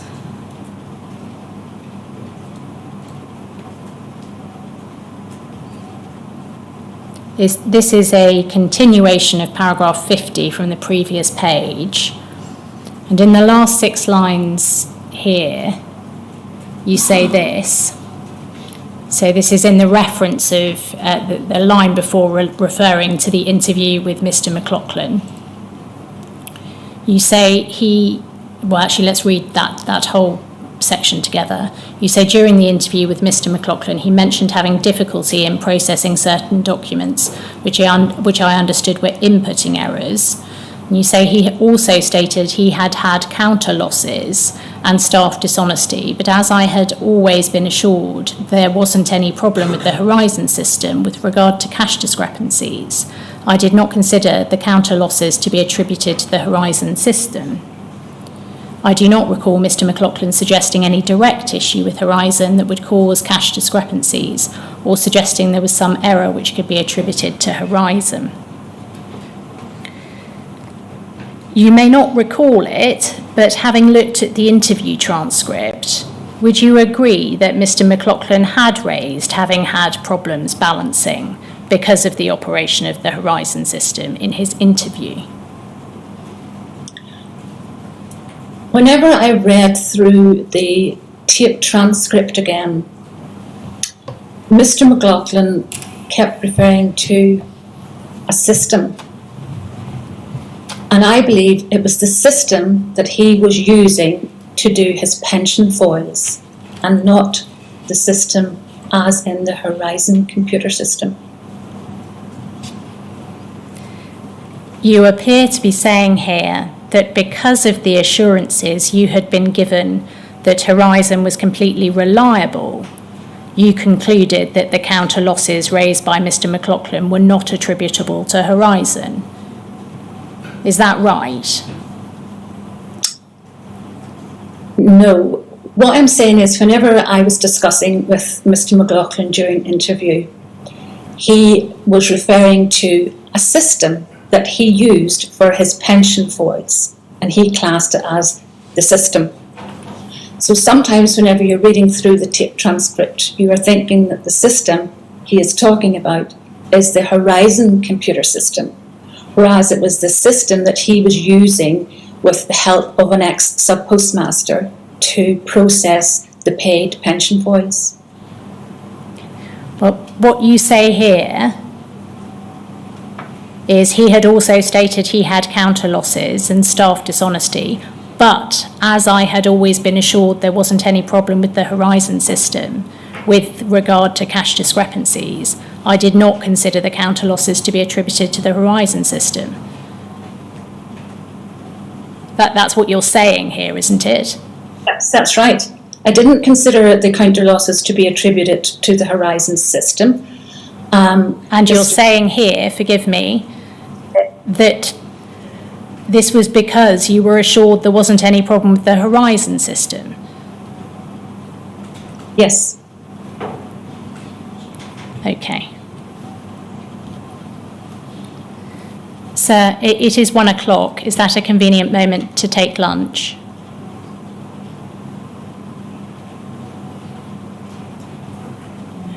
Sir, you're on mute.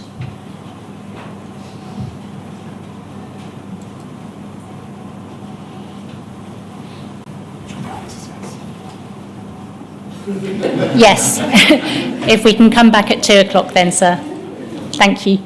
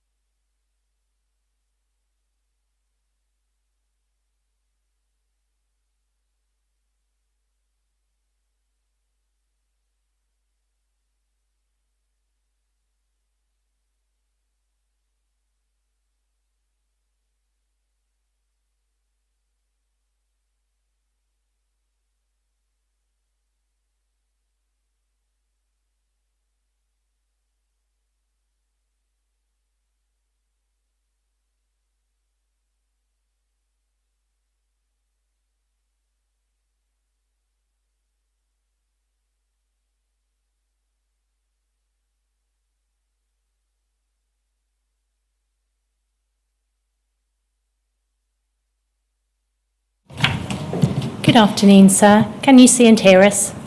I can, thank you. Ms Winter, moving please to Mr McLaughlin's defence statement. Could we have that on screen, please? The reference is AMCL 5035.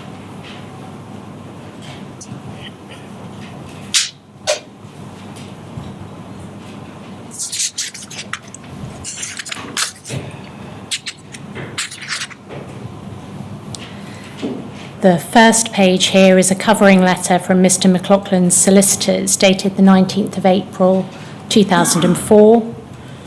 And going to page 3 of this document, please, we have the defence statement itself. We see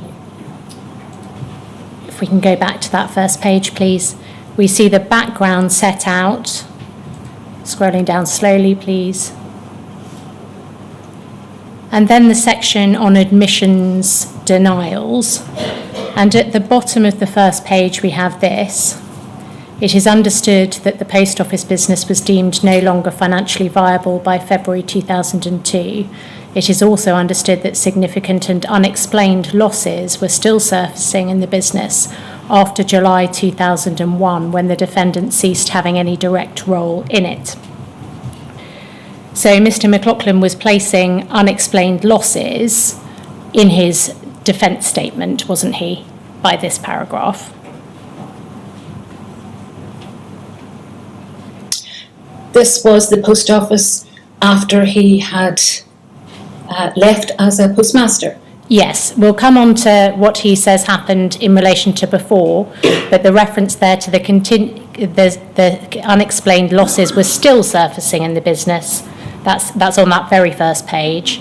And then going, please, over the page.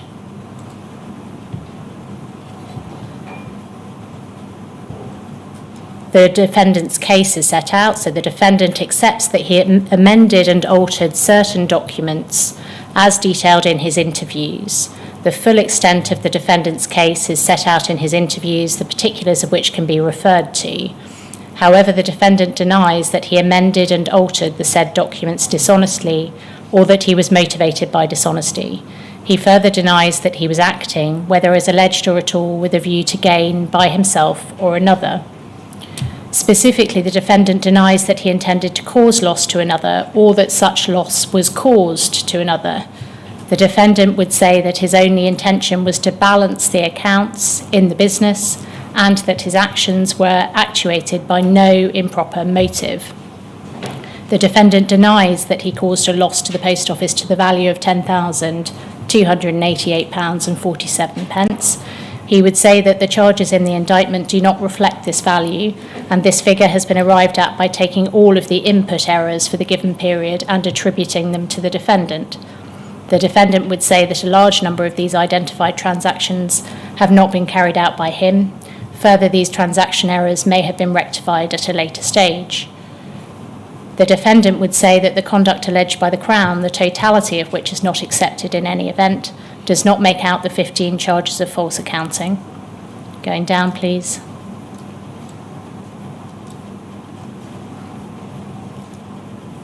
And then we have points taken issue with.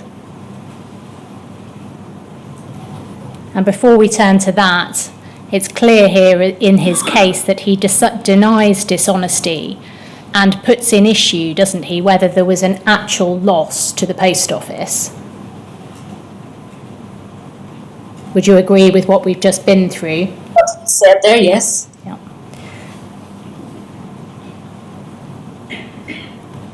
And then we have points taken issue with, and the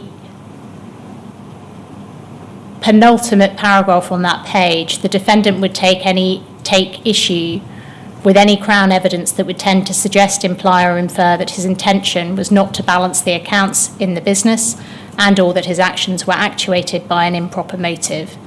The defendant only accepts such alteration or amendment of the documentation as is disclosed in his interviews, and only to the manner and extent that this is detailed in his interviews. Going over the page, please. The defendant takes issue with any assertion that he caused a loss to the post office to that value as particularised above. The defendant would say that he had experienced difficulties in balancing the accounts from the time that he took over the franchise. He believes that this may have been largely the fault of the accounting system and/or equipment that he was obliged to use. The system rarely, if ever, balanced and was always prone to error. The defendant would say that the post office, brackets consignia, was aware of account balancing problems and errors in the system that the defendant was experiencing. The post office sent in people to try to help the defendant with the problems that he was experiencing, but the problems were never remedied and the source of the problems was never discovered. So Mr. McLaughlin was clearly setting out here, wasn't he, that he had experienced balancing faults from the outset after he took over the Brookfield post office, wasn't he? Yes, he was. And he stated in clear terms that he believed the difficulties were caused by the accounting system or the equipment he was required to use, didn't he? Yes, he did. He explained that the system rarely balanced and was prone to error. And he also goes on to say that consignia and the post office were aware of his account balancing problems and the errors on the system. Could we have on screen, please, page 20 of Ms. Winter's statement?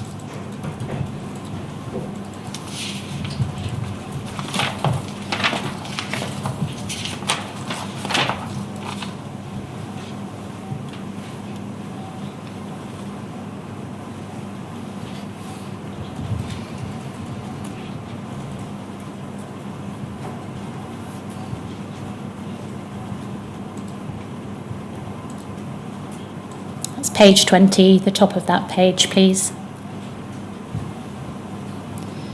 This is a continuation of paragraph 34 from the page before. And you say, one line down, I do recall sometimes when SPMs would cite Horizon as the issue, but cannot recall the offices or the issues. I do not recall any of these being prosecuted with me as the investigating officer. Having looked through both the interview and the defence statement in Mr. McLaughlin's case, do you accept that your recollection set out here is wrong? You were the lead investigator in Mr. McLaughlin's case. He cited Horizon as the issue and he was prosecuted. No, I don't believe it was wrong. In what respect do you say it is not wrong? You're saying here that there were cases where SPMs would cite Horizon as the issue. I think, were you asking me that Mr. McLaughlin was citing this as a Horizon issue? Is that right? I'm asking you whether you think this recollection in your statement is correct still, having been through the defence statement in Mr. McLaughlin's case. His defence was Horizon issues. You were the lead investigator in his case and he was prosecuted. So it would appear that this is wrong, this recollection in your statement here. Is that right? No, because Mr. McLaughlin's case, I would not have cited it as a Horizon case, and neither did the police believe that or the crime prosecution. Okay, Mr. McLaughlin cited that, though, didn't he, in his defence statement in terms that we've just looked at? Yes, Mr. McLaughlin has cited it. Okay.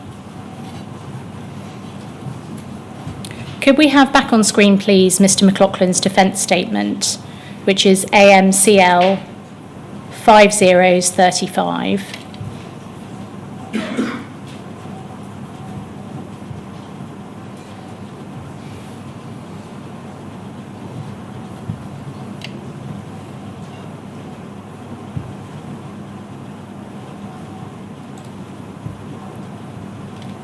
And it's page 5 of that document, please.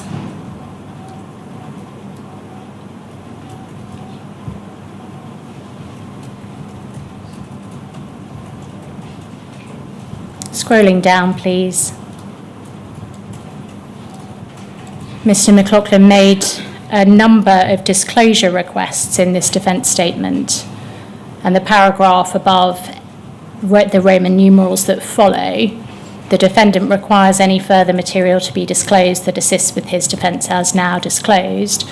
Any material that undermines the credibility or reliability of the witnesses in the case or the allegations made should be disclosed forthwith. And then there are some, in particular, disclosure requests made below. And these include full audit reports at D for the business for audits carried out prior to the 26th of July, full details of the audit findings from the 26th of July, full details of the trial balances retained by the Post Office, full history of the details of the accounts and reports submitted by the defendant for the period relevant to the charges. And then scrolling down a little, please. Details of trading after the defendant ceased having any direct role in the business, including details of any significant and unexplained losses and or balancing problems and or other accounting errors that were present. And then below that, any or all documentation or material in whatever format showing or tending to show that the defendant had ongoing difficulties in balancing the accounts from the time he took over the franchise. And below that, any and all documentation or material in whatever format showing or tending to show that the computer operating system that the defendant was obliged to use was prone to error and or faults, not limited only to faults. Over one more, please. Experienced by the defendant, but also general reported or discovered faults across the system as experienced by other post office franchises in a position similar to the defendant. And then last of all, any and all documentation or material in whatever format showing or tending to show the post office consignia was aware of all the account balancing problems and errors in the system that the defendant was experiencing. Were you involved in dealing with these disclosure requests? Can you recall? I can recall I would have been involved with them, yes. At this stage, did you have knowledge of any other problems with Horizon causing balancing issues being experienced by other sub-postmasters or post office employees? No. Did you make inquiries as to whether there was knowledge within the post office of other cases where this was the case? Yes. And what was the result of those inquiries? Every time the story was always the same, that Fujitsu had assured the post office the Horizon system was completely reliable.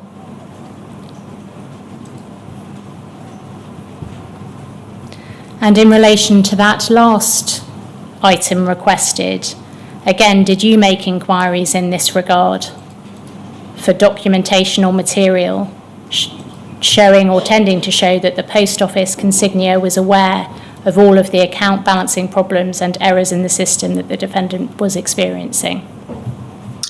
That information would have been requested through the casework team and for them to provide that information to me. I cannot recall if it came through, but certainly any requests would have been put forward to the casework team. If I was unable to get the information in Northern Ireland, it would go to them to see if they could get me the information. It would also be discussed. You also have to bear in mind that everything that has been requested to me would be discussed with the police and with the prosecution office. Once I would put a file in to the police, then you always had meetings with them and the crime prosecution office. You were in a position, though, of advantage, weren't you, over the police and the prosecuting service, because you had access to information within the post office and could more easily discuss with your colleagues and your seniors what the position was in terms of, in particular, a state of knowledge. Yes, but if someone has asked me to investigate any information on the computer and how good it is, I will do that. And if I found out anything that was wrong with that computer, I would disclose it. Mr. McLaughlin's solicitors, acting for him at the time, commissioned a forensic accountant's report to analyse the Horizon data relied upon to prosecute Mr. McLaughlin. Do you remember that? I vaguely recall meeting with them, I think, yes. We'll come on to meeting with them. Just in terms of the report, first of all, the report is dated December 2004. Can we have that on screen, please? It's AMCL 5031.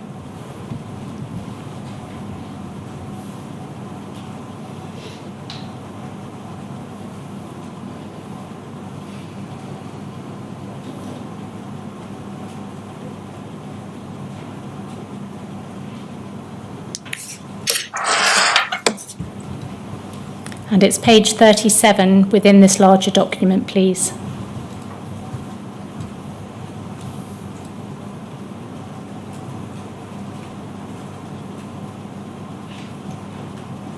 Scrolling down a little, please. This is the front page of the report. We see it's dated the 21st of December 2004. Have you had a chance before today to look through this report? It was one of the documents provided to you for the purposes of doing your statement. Yes, I have. Going please to paragraphs 4.4 to 4.6 of this report, which is page 47.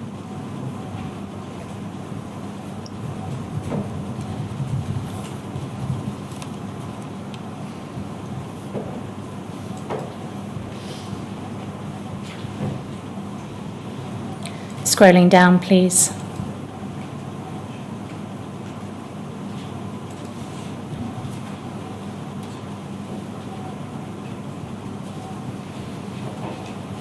So down to 4.4, please.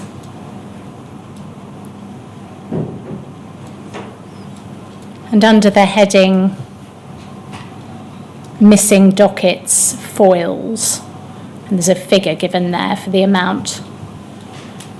The claim in relation to missing dockets foils arises due to the number of inputs in relation to a particular pension and allowance grouping, P&A PA grouping, not equaling the number of foils received, i.e. the number of PA inputs on the weekly summary and daily ad list equal each other, but are not matched by the number of foils received.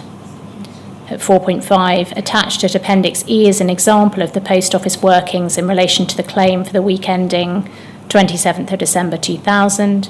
The variance in relation to this week totals 213.45 and is analysed in the way that's set out in that box below. And 4.6, the claim is based on the assertion that inclusion of a transaction in the absence of a supporting counterfoil is evidence that cash has been misappropriated and that Mr. McLaughlin was responsible for the discrepancy and hence the alleged loss. Going over the page, please.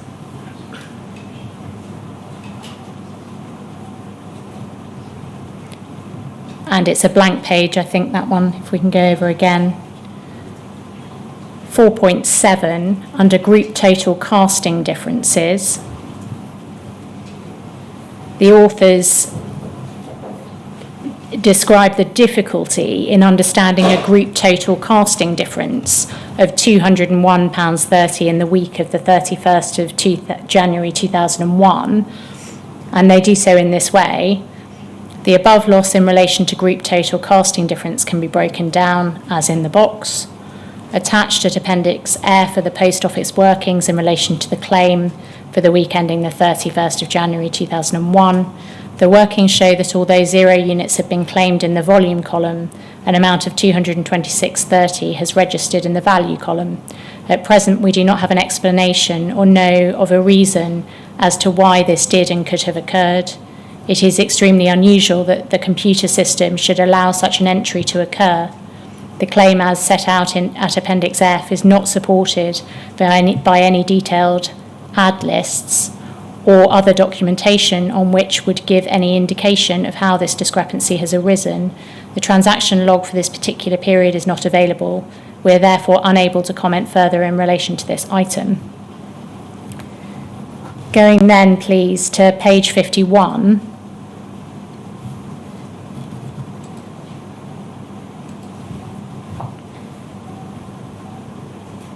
At 5.4 and 5.5, under a heading of negative balances, the authors of this report point out a negative balance for which Mr. McLaughlin would have no incentive, and they suggest the entry may be due to ongoing inaccuracies in the computer system, and they do so in this way. They say following negative balances are incorporated into the alleged loss, totaling 10,288.47, and that's broken down. 5.5, the above amounts have in effect been contrad against alleged losses of 11,030.09 to arrive at the loss figure. Mr. McLaughlin has been accused of dishonesty and with a view to gain for himself or another, or with intent to cause loss to another, falsifying documents required for accounting purposes. With the inclusion of negative balances totaling £721.62, Mr. McLaughlin is in effect being accused in part of the opposite, i.e. dishonestly and with a view to loss for himself or another, or with intent to cause gain to another, falsifying a document required for an accounting purpose. They conclude on this point in paragraph 5.6. The logic of such an assertion would appear flawed. The existence of such amounts would be more likely to arise as a result of 1. Poor bookkeeping and controls, 2. Ongoing inaccuracies in the computerized system, or 3. A combination of these factors. Going please then to paragraph 5.10 of this report. Over the page, please. Under the heading of incomplete information, we have this. The Horizon system is operated by Fujitsu, and all transactions recorded by each post office is backed up and held. After a period of 18 months, the transactions are deleted from the Fujitsu system. The post office did not in their investigations choose to ask for the transaction logs to be provided or retained for the period covering the investigation. The elapse of time is now such that the logs cannot be obtained. Pausing there, you say in your statement, Ms. Winter, at paragraph 54, that you do not believe Horizon data was available at this time to view. Why do you think, at the point of interview, Horizon data would not have been available to view? At the time of interview, I am not sure if it was available. As I said, I don't know, but we didn't think it was a Horizon case. And the reason was that during interview, Mr. McLaughlin did state at the start, 2 years previously, he had ups and downs of the balancing. Ms. Winter, can I stop you there just to take you back to the question? Yes. The question relates to why it is that you thought that data might not be available to view, as opposed to whether you thought you needed to ask for it. Is it right that you didn't ask for it? No, I would have asked for it. I'm sorry, you said a moment ago that you didn't think this was a Horizon case, but you're saying you would have asked for it. I can't recall, but I do know that if we thought that Horizon information would assist the case, we would have asked for it. There is the possibility with this system, with this case, that the Horizon information may not have been requested. Okay, looking at the conclusion in this report, the Post Office did not in their investigations choose to ask for the transaction logs to be provided or retained for the period covering the investigation. And if we can just have on screen, please, your paragraph 54. I don't know if it's possible to have that alongside this document. It's page 26.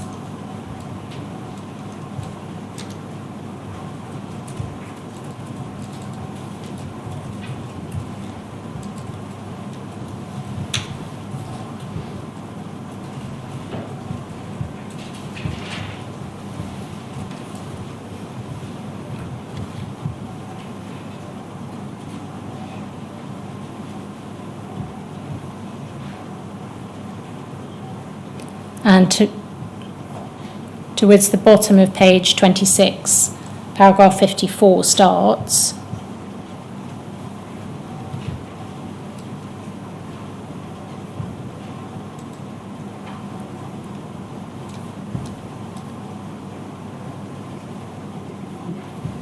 That's page 26.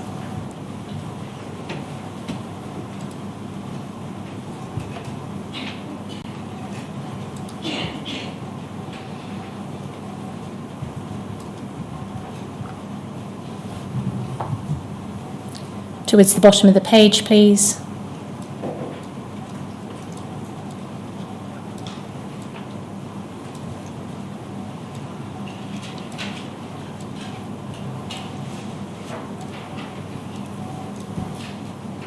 That's the start of 54. Going over to the top, please, of the next page.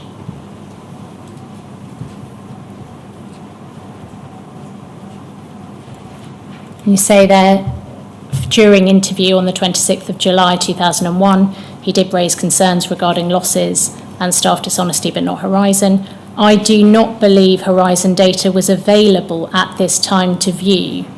And let's leave as a separate point whether he was raising Horizon as an explanation.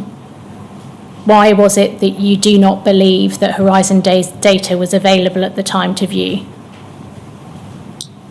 I wouldn't have had that information. I'm sorry. I can't recall. I'm just trying to understand why you have said here, I do not believe Horizon data was available at this time to view. Why have you included that in your statement? Because I would believe from myself and from the way that I worked, if there was any information available, I would have asked for that information.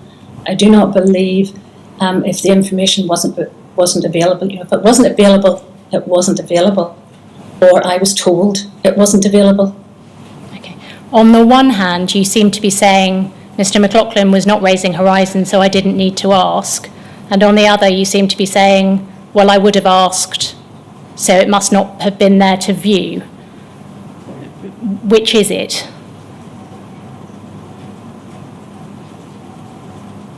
Well, he didn't raise concerns. I can't recall, I'm sorry. Okay.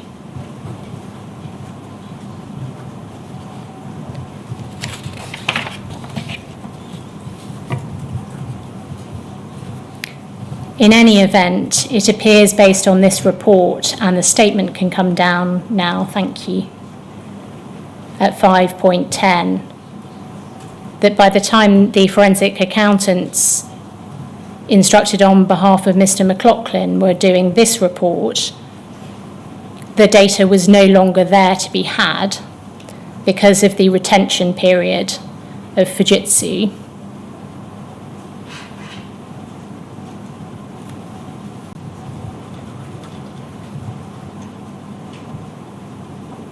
And if we could go to page 59 of this document, please.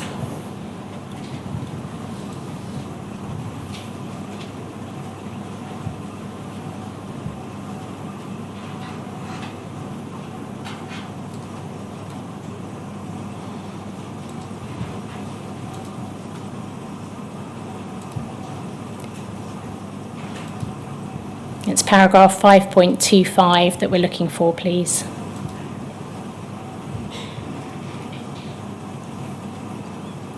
This paragraph addresses the continuation of discrepancies after Mr. McLaughlin had left the branch, and the authors say this: the data provided in relation to the support centre calls, see paragraph 2.1, 5.21 above, and the cash differences after Mr. McLaughlin's departure would indicate that there were continuing difficulties experienced regarding the reconciliation of cash balances at Brookfield Post Office.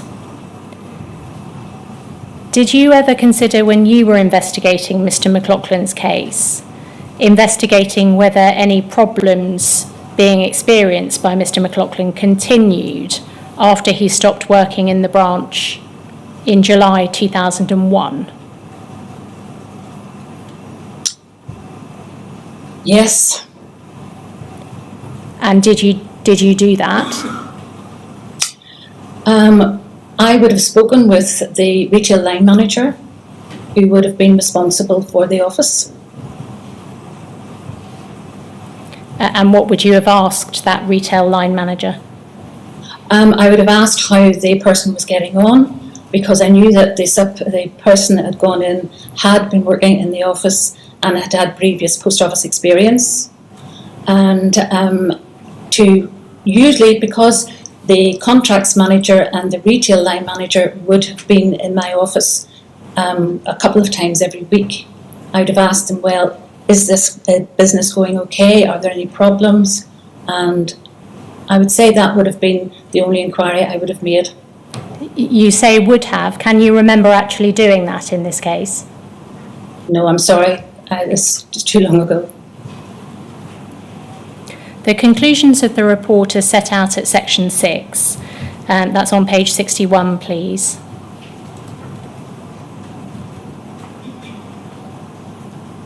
And the conclusions of the report are these. The Horizon system operating within the post office is designed to manage and track cash transactions passing through the post office. Comparison of a theoretical cash balance with an actual cash balance on a weekly basis identifies any discrepancies arising as a result of cash being over or understated, brackets, cash surpluses or deficits. The theoretical cash balance is calculated by taking the previous week's opening balances, adding receipts and deducting payments to calculate a closing cash balance. As with any system, the accuracy and integrity of the information is impacted upon by a number of differing but interdependent factors. 1, the integrity of the computer software itself. 2, the controls surrounding the system. 3, the controls surrounding data input. 4, the accuracy of data input. And 5, the training and quality of staff operating the system. From our review work in relation to the Horizon system operating in Brookfield Post Office, we would conclude that there were clearly ongoing difficulties regarding the reconciliation of cash balances at the post office. This is evidenced as follows. 1, the discrepancies identified as a result of the current investigation. 2, ongoing cash surpluses and deficits which occurred not only during the period of Mr. McLaughlin's employment, but which continued after his departure. Indeed, the magnitude of reported differences increased after his departure in or around July 2001. 3, a high number of calls to the helpline, many of which related to difficulties regarding the cash reconciliations on the system. And going down, please.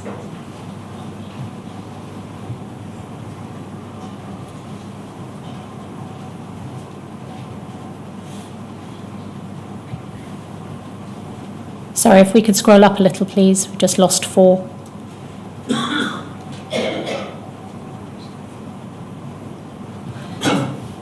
The evidence produced from the investigation has identified that for a significant number of cash payments made during the period December 2000 to July 2001, that supporting pension or allowance vouchers are not available.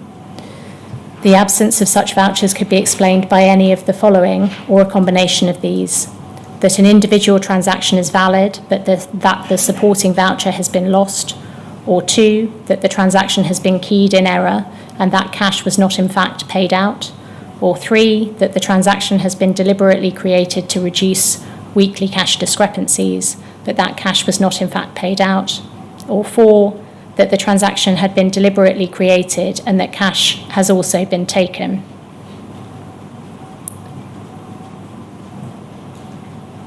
And if we can just scroll down to the end of the report.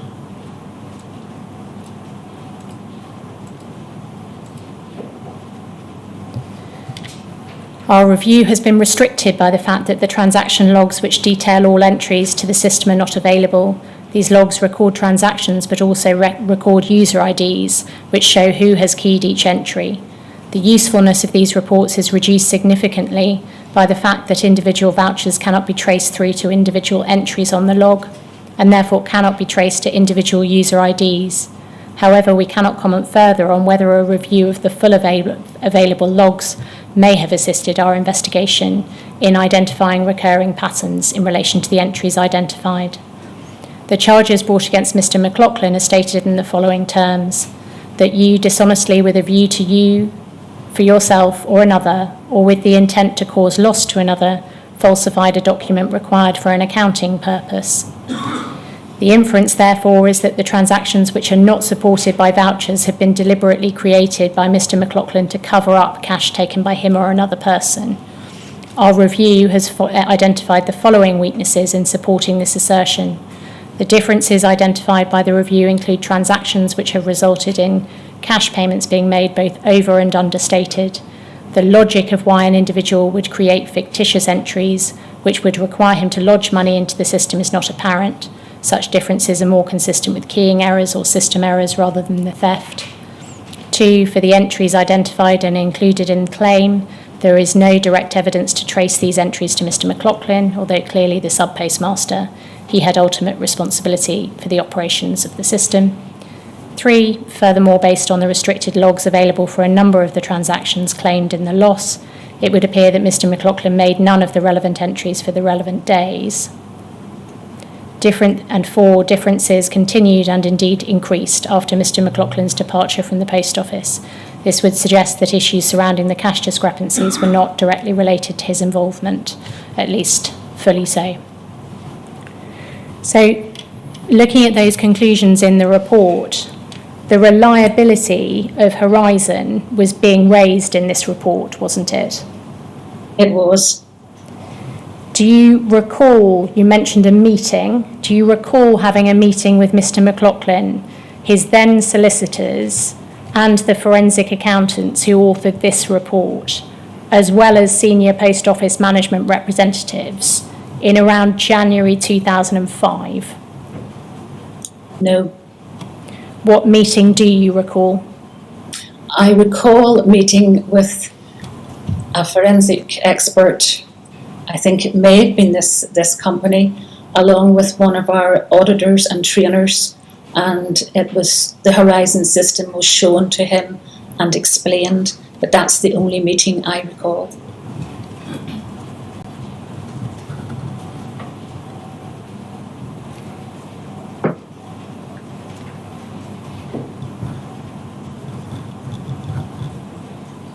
Do you recall discussion at that meeting of concerns about how the Horizon system could have generated a series of transactions independently of Mr. McLaughlin or his staff?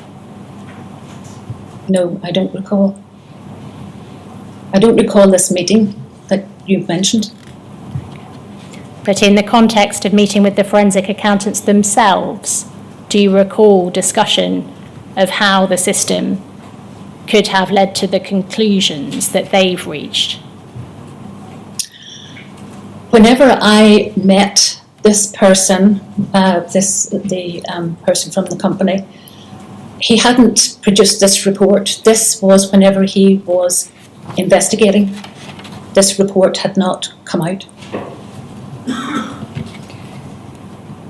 What was the prosecuting service's view of this report, insofar as they discussed that with you? Well, fully, it had to be disclosed. What impact did this report have on the assessment of the case by you, first of all? Sorry, could you just repeat that? What impact did this report have on the assessment of the case, first of all, by you? Did it impact upon your assessment of the case at all?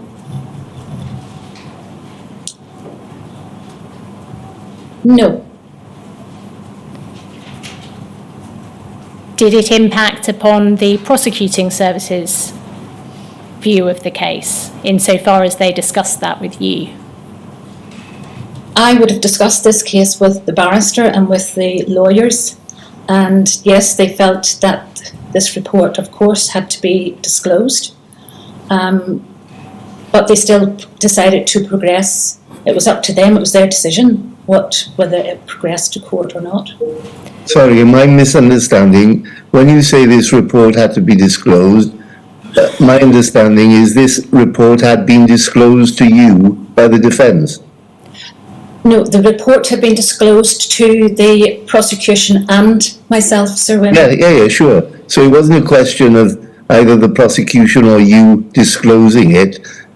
Miss Price's questions are addressed to whether or not, putting it bluntly, it made any difference to your view of whether the prosecution should continue.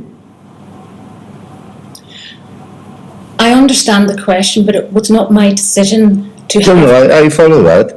But insofar as you perhaps you didn't have an opinion, but insofar as you had an opinion, did it affect your view of whether the prosecution should continue? Yes, I did have the opinion it should continue. Fine, right. Did you share the report with the Post Office, or as it would have been then, the Royal Mail Criminal Law Team?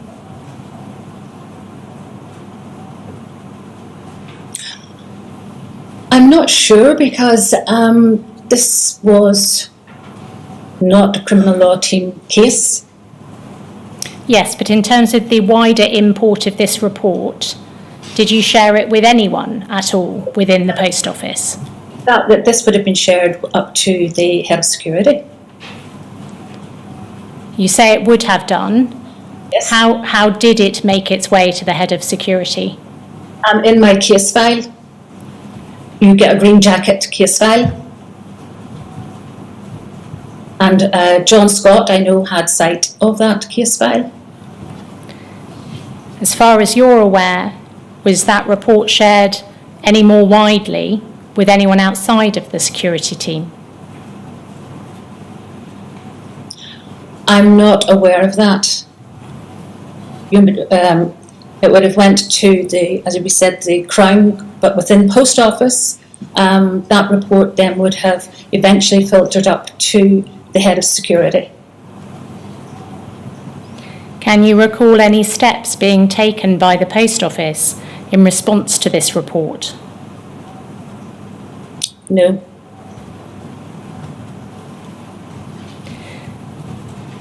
That document can come down now, thank you. Turning please to your involvement in the criminal investigation and prosecution of Maureen McKelvey. Maureen McKelvey was prosecuted for theft, contrary to Section 1 of the Theft Act Northern Ireland 1969. The sum of the theft was said to relate that the theft was said to relate to was £4,623.48. The theft was said to have occurred between the 1st of September 2001 and the 21st of August 2002. Mrs. McKelvey was tried and found not guilty by a majority verdict delivered on the 16th of September 2004. Nonetheless, she lost her business and was made bankrupt. I'd like to start, please, with the interview of Maureen McKelvey, which you conducted with Mr. Thorpe as second interviewing officer on the 4th of April 2002. Could we have that on screen, please? It's PNI 701, and it's page 50 of that document.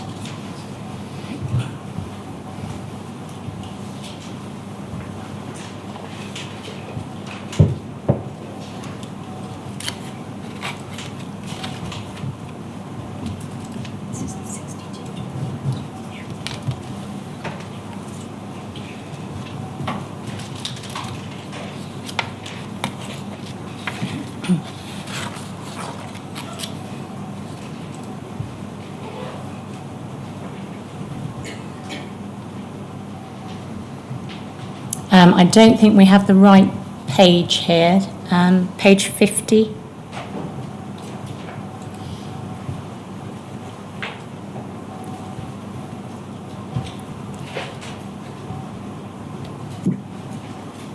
That's it, thank you.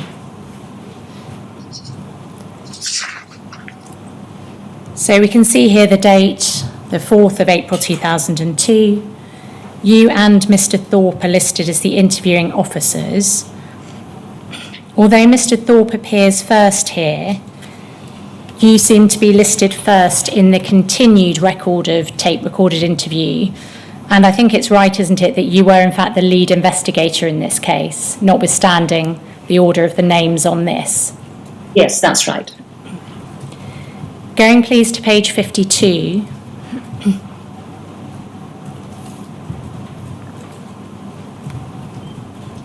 The background to the case is summarised by you about 2/3 of the way down the page.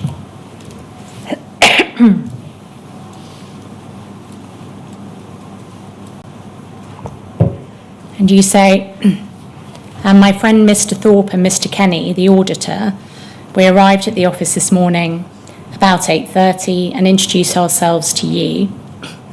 And I stated to you that I'd asked for a special audit to be conducted this morning at the Clambogan Post Office because of accounting irregularities reported from Chesterfield. We went into the post office and you opened up.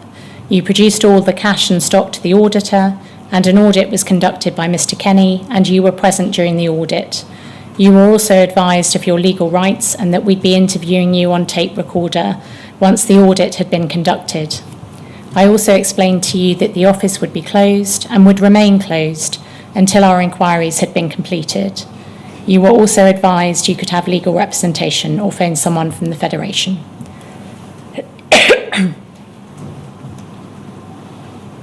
Going then please to page 54.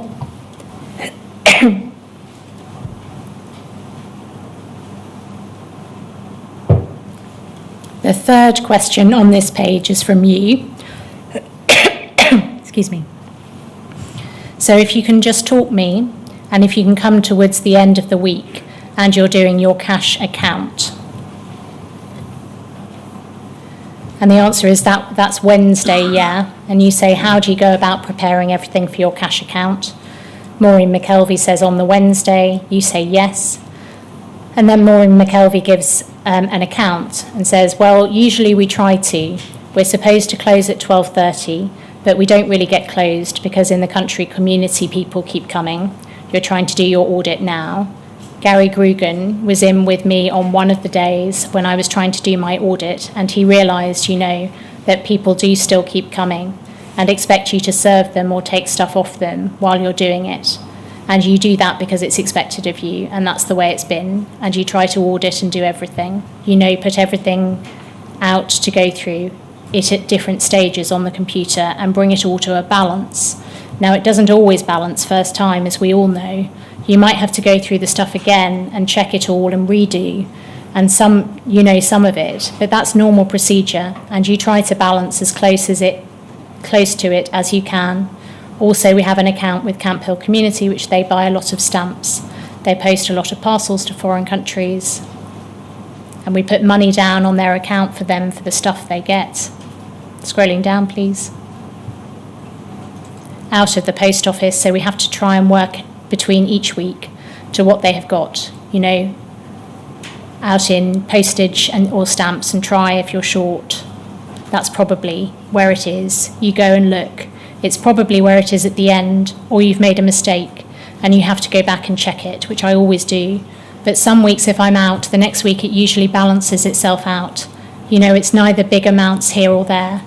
I know it will balance itself out, and I'm happy enough with that because I'm the ones who's doing it, and I know if it's a mistake made. I know I have made it and just a simple mistake, and it will all sort itself out the following week. But that's the way I do to the best of my ability, and I don't do anything wrong as far as I see. So Maureen McKelvey was telling you here that she sometimes had trouble balancing, but that where she couldn't find the cause, she would expect it to balance out the next week. Is that right? Yes. And this interview was taking place less than a year after you interviewed Mr. McLaughlin. Did what Maureen McKelvey was telling you here, that you didn't always balance first time, that you could be short, you'd look for the reason why, you'd expect it to come out in the wash, in essence. Did you link this at all to what Mr. McLaughlin had told you in his interview, in particular about his problems balancing with the Horizon system? No, because Mr. McLaughlin's problems with balancing was due to staff. Going please to page 76 of this document.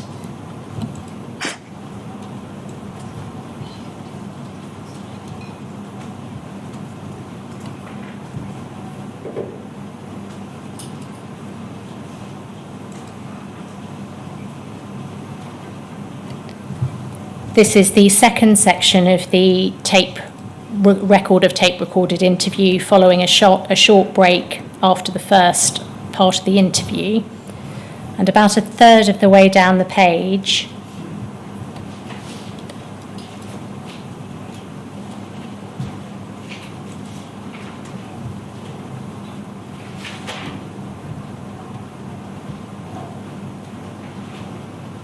we have, just before the completion of the interview, I just want to confirm a conversation that I had with Mrs. McKelvey this morning, where Mrs. McKelvey, you produced a bundle of 12 paid pension and allowance foils with an ad list paper clipped around them, and the date on the ad list was 4th of May 2001, timed at 17:52, and it was cash account period 07, and you had stated to me that you had found the bundle of foils last week in an envelope under the counter in the post office. Is that correct? Maureen McKelvey says yes. You say you also stated to me you had intended to contact the post office to advise how you were going to get rid of the bundles of foils, and because of the Easter period as yet you hadn't contacted anyone. Is that right? And she says yes, and goes on to talk about that. And then about 2/3 of the way down the page, we have from Mr. Thorpe, FT, we can have with us, paper rustling, the foils to be checked to date. Would you like to examine these foils again? That's with the tape recorder off whilst you do that. If you would like to examine them in any way, and Maureen McKelvey says no. Mr. Thorpe, to see if there's anything on there that you can suggest there has been a problem. Maureen McKelvey, are these foils wrong, you're saying? These the ones from? And you say, from this schedule. Maureen McKelvey says, no, that's okay, no, they're okay. And scrolling down, Mr. Thorpe says, week 48 there, just you know. Maureen McKelvey, if it's there, like, I can't, you're saying it's on the paper, that's it. You ask, have you anything else you'd like to say, Mrs. McKelvey, before we conclude the interview? And then over the page, yes, I do believe I did everything to the best of my ability. I've been doing this for 11 years and I've done it right. If there's been an error on the computer, question mark, I've just done that. I didn't mean to do it. That's all I can say.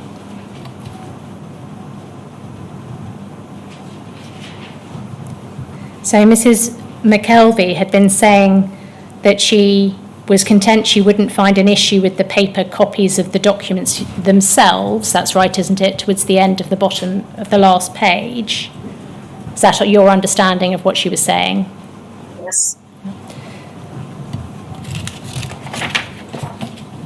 But here, this reference to error on the computer, given what Maureen McKelvey had told you towards the start of the interview about sometimes having trouble balancing, not being able to balance first time, did this give you any pause? Again, particularly since this was not the first sub-postmaster who had raised the general point about having trouble balancing on the Horizon system.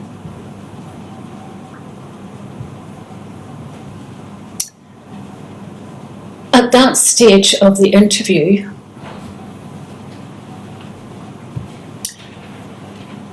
from what I recall from the papers I've received, the documents I've received, Mrs. McKelvey had been saying that she'd had no bother balancing, and that if she had any problems, she would have contacted John McKenny. So it wasn't really highlight because she had said previously, I think during the interview, that she'd had no problems balancing.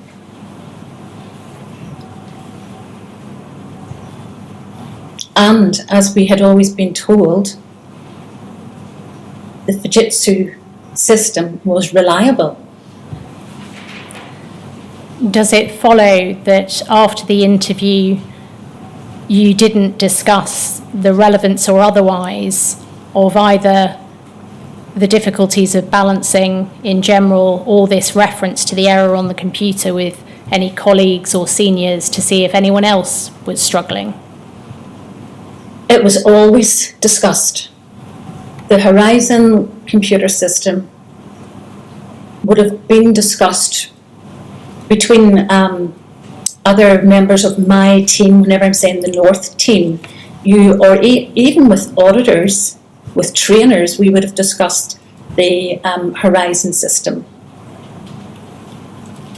And I remember I challenged the Horizon system on a number of occasions where the sub-postmaster had said to me that everything was okay. I had done the investigation of all the items that I would investigate and I could see no problem. And I would have asked, what about the Fujitsu system? Especially on one occasion whenever I had problems myself with my own computer. And someone was able to go in remotely and fix my computer. And this was the first time I'd ever seen something like this happening. And I raised the question, I remember clearly raising the question with casework. Can Horizon be accessed remotely? Because I could not find out what was wrong in an office. And they said no. So at all times, whenever you were interviewing, you were thinking that the computer was 100% reliable. Can you recall when you raised that question of casework? I would have said, I know where I was sitting in an office. I moved office location, but I remember it would have been sitting in the Royal Mail House in Belfast. So it may have been about maybe 2006 through 2007. I was surprised that this could be done, and I immediately thought about Horizon and could this be remotely accessed, and said no.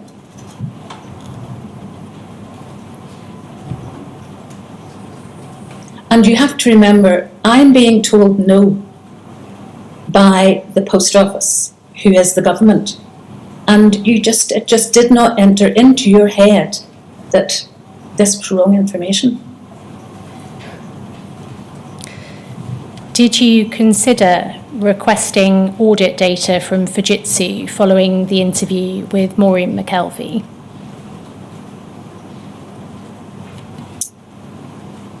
I do not recall. When was that? 2002?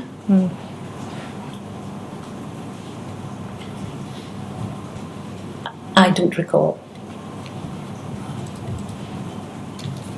In August 2004, some further documents relevant to Maureen McKelvey's case were sent by the PSNI to the PPS.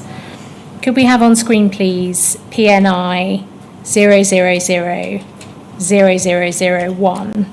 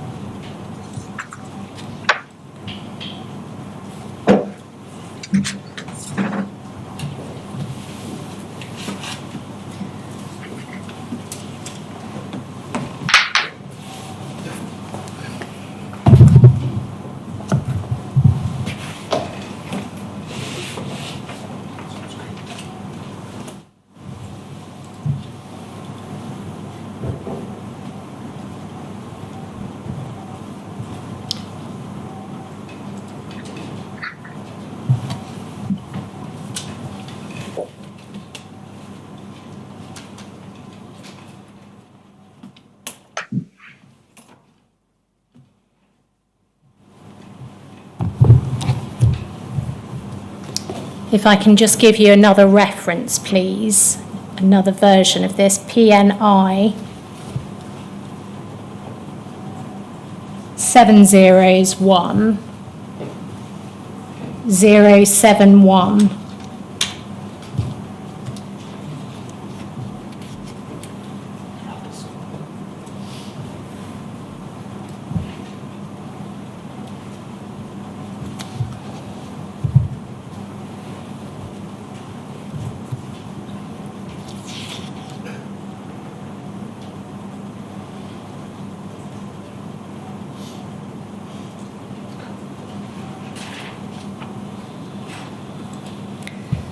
This is a covering letter to the documentation I just referred to, the further documents provided in August 2004.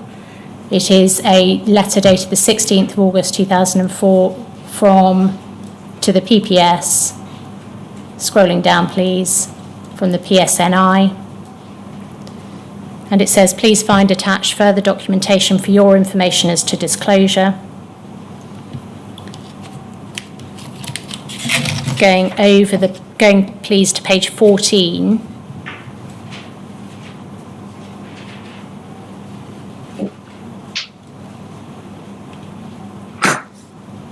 There is here a handwritten letter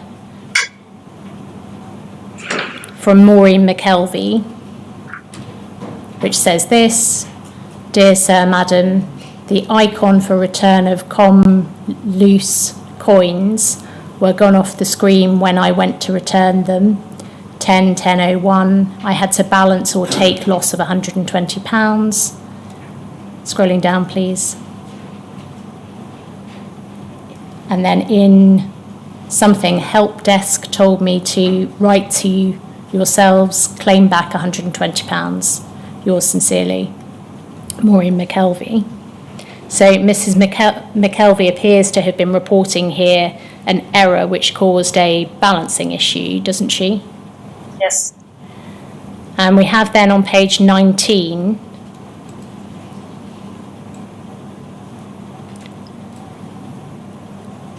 a table of helpline calls made from Maureen McKelvey's branch. And on page 20, please,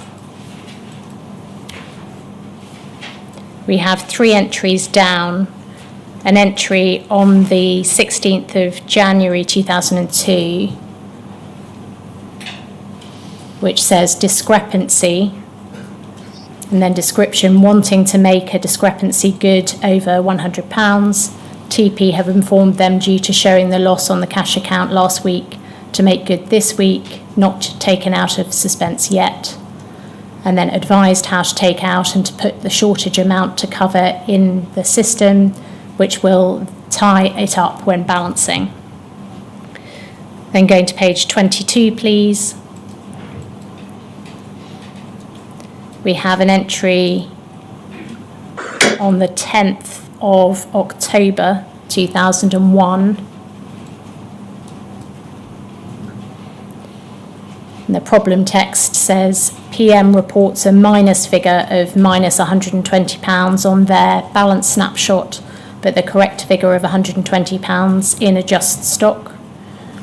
Closure text, call closed by Simon Davies. PM has minus figure showing when she goes to balance report for commemorative coins, trans to TBSC, as not sure if they have been withdrawn from the system. Then over the page, an entry on the 16th of January 2002. PM has discrepancy of over £100, which she wants to make good.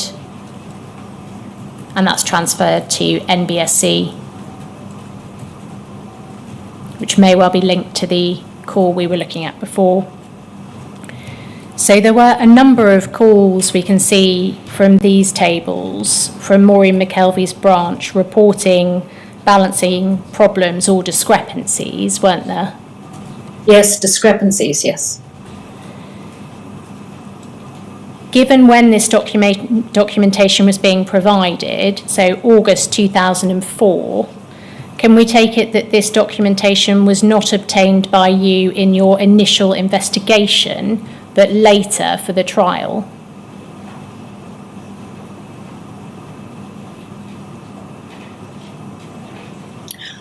I don't recall. Well, you told us before that you would give everything that you obtained in your investigation, in effect, to PNSI and then onward to PPS. So presumably, had you obtained helpline call logs like these, or documents relating to reports or complaints relating to discrepancies, they would have appeared in your original file, and that would have gone earlier, not in 2004, to the police and the prosecuting service. Is that right? That's right. That is right. But I just cannot. You've asked me to recall, did I send that? I can't actually recall it, but I would like to think I did.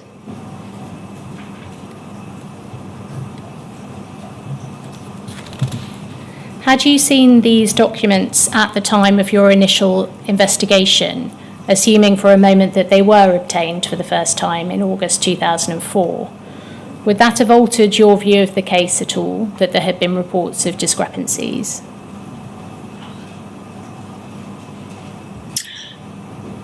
No, I don't think it would have altered my my view of the case. Could we have on screen, please, PNI 701_082?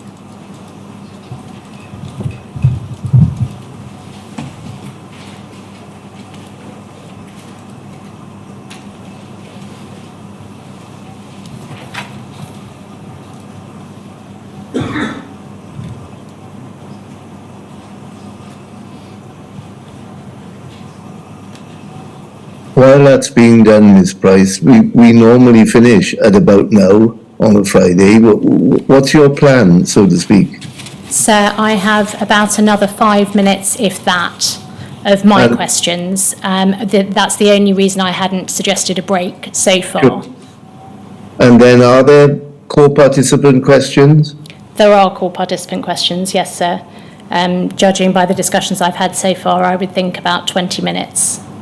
Okay, well, can I just tell everyone that I'll be looking to finish shortly after 3:30. I'm happy to go on till then because we lost half an hour this morning, but after that I'll be looking to finish, so people should tailor their questions accordingly. Thank you, sir.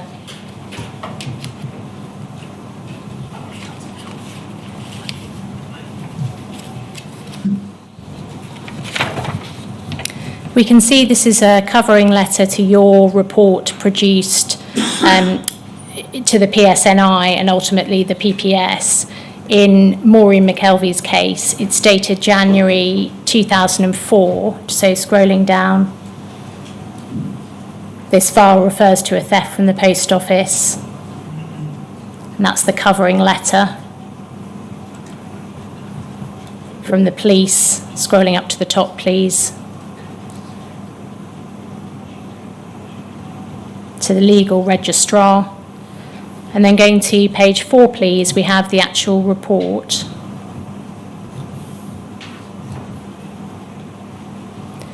Scrolling down, please, we have your name next to Mr. Thorpe's name as team leader. And the date of the report is date report submitted, December 2002. Going please to page 7, about halfway down the page, you give an account of the case.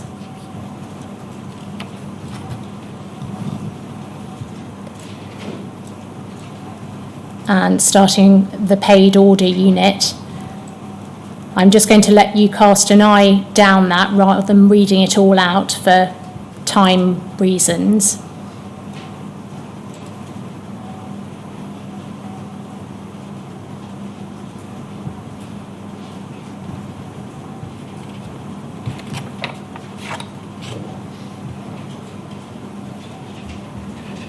And then going down to the bottom, please, we get to penultimate paragraph, the interview, and at the bottom you say McKelvey could or would not offer a reason for the discrepancies and stated she had done everything to the best of her ability.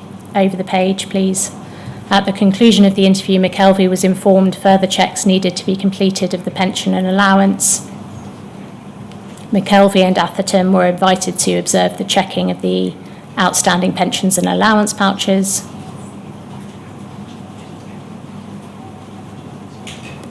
And just scrolling down, please. You see McKelvey offered no explanation regarding the additional overclaims identified. McKelvey has made no admissions of guilt in this matter and states she has done everything to the best of her ability. The discrepancies summarised on the pension schedule indicate it is due to deliberate action and not error, and McKelvey is the only person with the appropriate access and opportunity. Maureen McKelvey has rendered herself liable to prosecution, and in view of the availability of evidence to support such actions, these papers are forwarded for authorisation to prosecute. You do not mention here, do you, the references to balancing issues and the reference to computer error in the interview? Can you help with why not?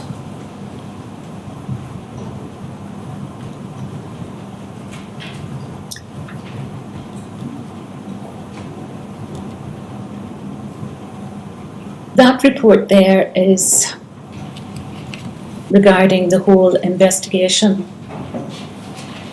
And if you listen to the whole tape transcript, the computer was not, I'm trying to think what way you would say this, that the computer did not seem to be at fault, because what was actually happening was a person putting the information into the computer. You reached a conclusion that Maureen McKelvey had rendered herself liable to prosecution. Were you applying any particular test in reaching that conclusion? The test was that the whole investigation was based around foils being counted by a person, and that person entering the information into the system. It wasn't that the system was doing something, it was a human being that was doing something. At paragraph 70 of your statement, you say in essence that Mrs. McKelvey's case relied heavily on paper vouchers, foils and cash requests and deliveries rather than on horizon discrepancies. But it's right, isn't it, that the defence raised horizon integrity issues at trial? Do you remember that? No, perhaps could you remind me? Well, let's start with a letter from Mrs. McKelvey's solicitor dated the 22nd of July 2004. This is a letter seeking secondary disclosure. And that's PNI 701_073.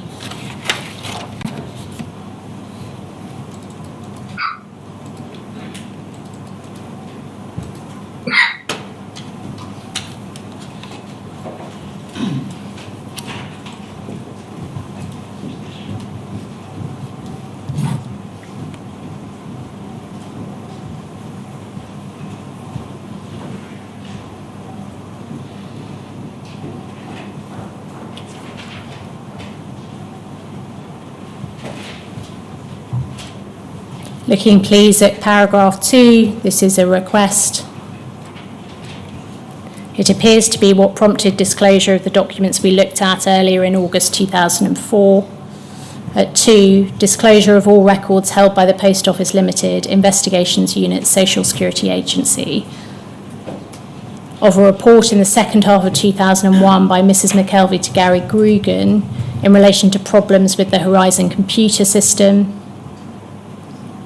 So they're seeking that. And then at paragraph 3, disclosure of all records relating to the reporting of problems encountered at Clannabogan Post Office following the suspension of Mrs. McKelvey in relation to the Horizon computer system.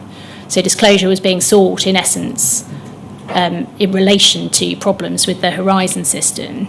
So do you recall that being a part of Mrs. McKelvey's case?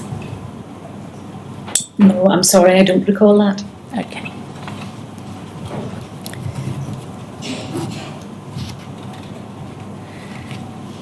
Having seen that, and being aware that it was a part of Mrs. McKelvey's case, albeit that you can't recall that now, do you accept that your characterisation of Mrs. McKelvey's case as not relying on horizon discrepancies is not quite right?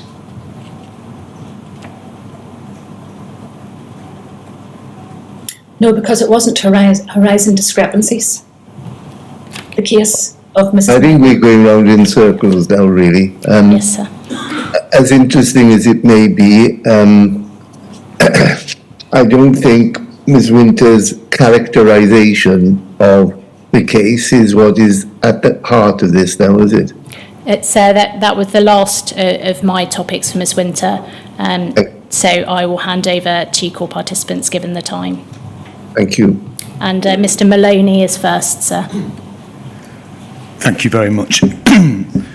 Ms. Winter, I've just two topics for you. The first is this. Did PSNI rely on post office employees, such as you, for assistance as to the operation of accounting procedures in post office branches? Yes, And so you were one of the people who provided that type of assistance to PSNI? I would have provided that assistance plus my team leader. Yeah. That's the first topic. The second topic is this.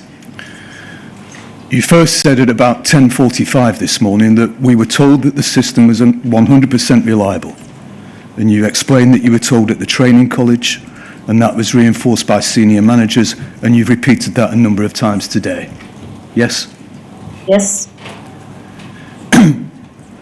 Just looking at Mr. McLaughlin's case, whatever you may say about the interview, and I don't propose to debate the merits or otherwise of your analysis of that interview, you had received a defence statement which put horizon reliability front and centre. It said that documents were altered to deal with discrepancies without any dishonesty. And this was said in that defence statement at a time when nobody could say there was an horizon bandwagon in existence. Would you agree with that? yes, And you had a report from the forensic accountants McClure-Walters that showed that there were negative entries in the accounts for which Mr. McLaughlin would have no incentive. He would in effect have been defrauding himself. Yes? yes, And the authors suggested that the entries might be due to ongoing inaccuracies in the computer system. There were also discrepancies that continued after Mr. McLaughlin had left the Brookfield branch, and Mr. McLaughlin could not have carried out all the transactions. I just want to ask you about that report. Did that report from the forensic accountants not cause you to question whether the system was 100% reliable? it did ask me to question myself, Yeah. but I also questioned some of that report. Of course. Well, did you ever, when you questioned Horizon in that way, the 100% reliability, did you seek assistance as to the significance of those findings before the prosecution continued? And when I say significance, from Fujitsu or from technical experts that Post Office could contact? Yes, from Fujitsu. You requested permission, assistance from Fujitsu, did you? It would have been a statement would have been requested from Fujitsu, because I do remember at the time that I requested a statement, I was told by casework that they didn't think a statement existed from Fujitsu, and it would take a while to get that statement.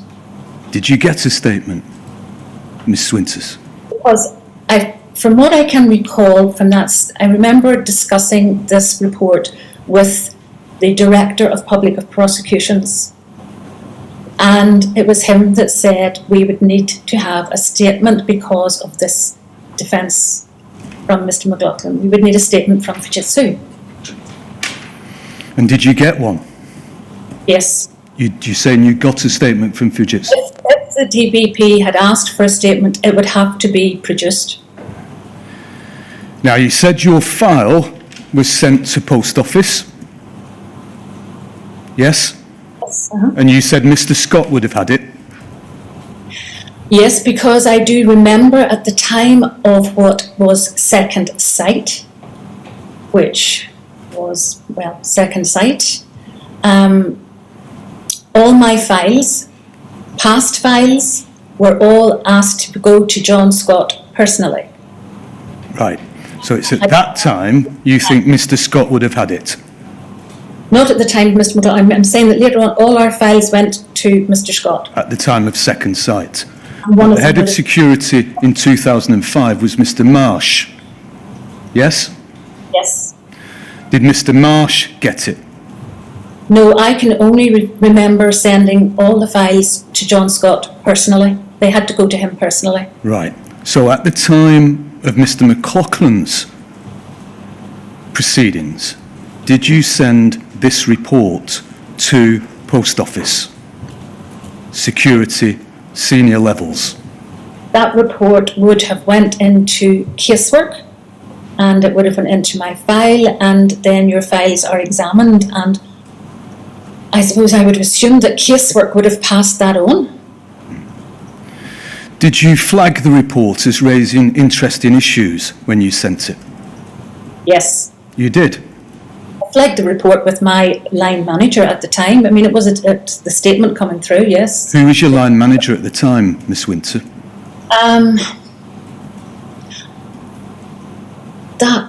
It may have been Les Thorpe or... Mr. Thorpe left post office in January 2003. This will have been February 2005 when the proceedings against Mr. McLaughlin finished. It may have been Dave Pardo.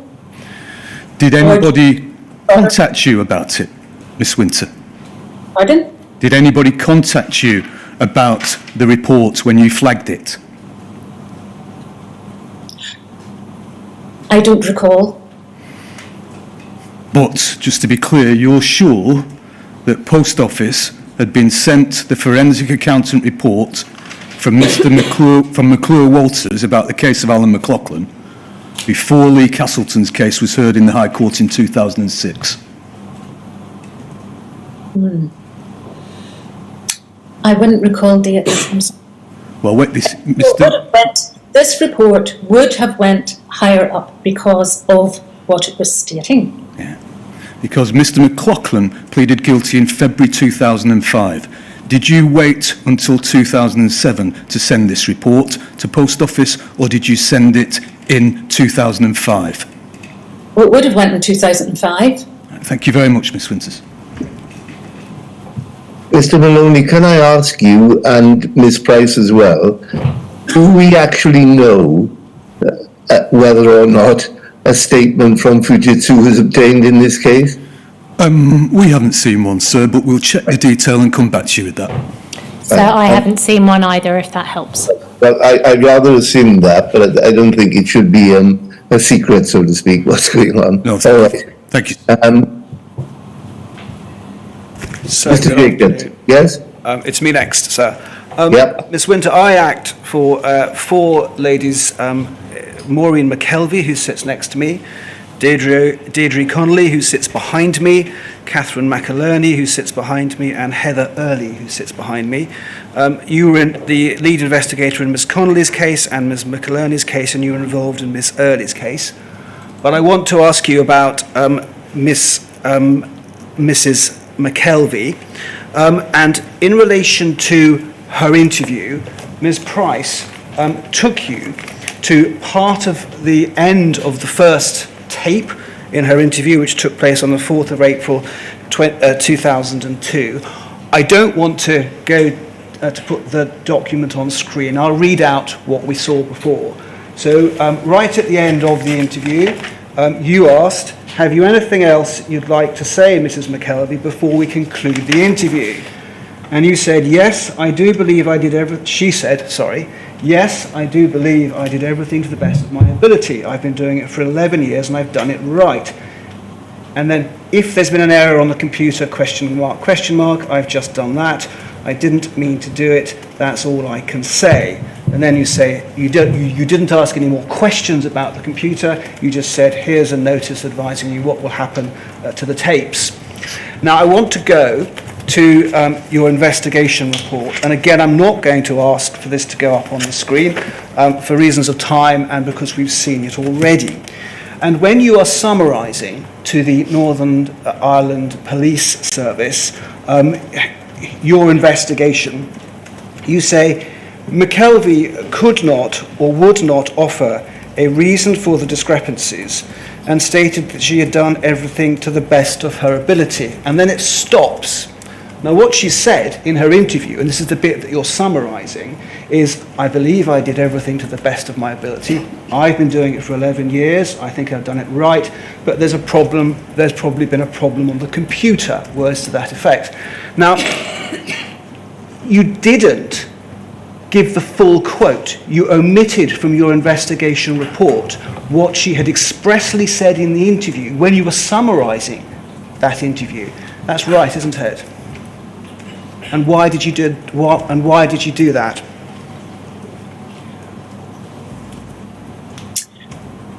This was a summary of my report, the way that I had been directed by the police, because the police advised me how to do that report, and that everything then would be produced, the tape transcript, statements for everyone to read, rather than taking a summary of my report. All right. So in your summary of the report, you deliberately, because you say the police told you to do this, left out what Mrs. McKelvey told you about the computer. Is that what you're saying? No, that's not what I'm saying. Could we go, please, to Mrs. McKelvey's witness statement? And this is in relation to what happened at her trial. So it's WITN 037 00100. And if we could go, please, to paragraphs 37 to 44. And that's at page 6 of the document. So this is Mrs. McKelvey's account of her trial. And she says, in 2006, my case came to trial at Dungannon Court in Northern Ireland. I had to attend court for a full week. I was still on a lot of medication at this point because my health wasn't good. My experience in the court was dreadful. I had to sit and listen to all of the evidence of the post office against me. It was clear in their eyes I was not worthy of the post office. And then, significantly, she says, the way that the post office tried my case was by asking me to pick out a number of days at random that, according to them, I balanced wrong, and so owed the post office money. Over to paragraph 40, please. They went through all the evidence and marked up everything they thought I'd done wrong. However, it just so happened that one of the days I picked out was actually a balance that I didn't do, but I was still short. I was able to prove I hadn't carried out the balance on that particular day because my son had an accident and I had to take him to the hospital. So a man named Gary Grugan, pausing there, he was the area manager in Omagh, wasn't he? Yes. Who was employed by the post office and was the manager of the Omagh post office, did the balancing in the office that day. My solicitor pointed this out to the court, and we were able to prove that Gary had carried out the balance because he did it in a red pen and used a completely different method to me, but it still came out short. So effectively, one of the incidents of theft, of stealing that Mrs. McKelvey was accused of had actually been carried out by the area manager while she wasn't in the branch. That's the long and the short of it. And then at 43, it was at this point that the judge and jury realised that the post office, what the post office was trying to do. And you can see that the judge was less than impressed by the post office now. The judge took a very dim view of what the post office had done. If I had not spotted that Gary had done the balance that day, I would no doubt have been looking at jail time. Now, to be fair to you, this was something that you spotted in the interview. Do you recall that? No, I don't recall. Can we go, please, very quickly to that interview? PNI, then it's 7 zeros, and then 1_062, and it's page 86 of 304 on the PDF. It's probably one of the longest documents we've had to look at, but page 86.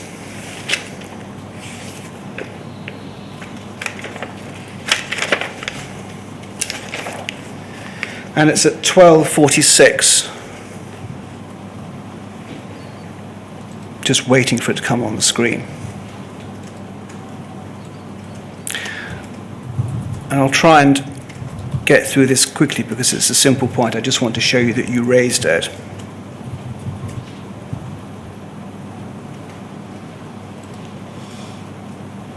(12:46), please.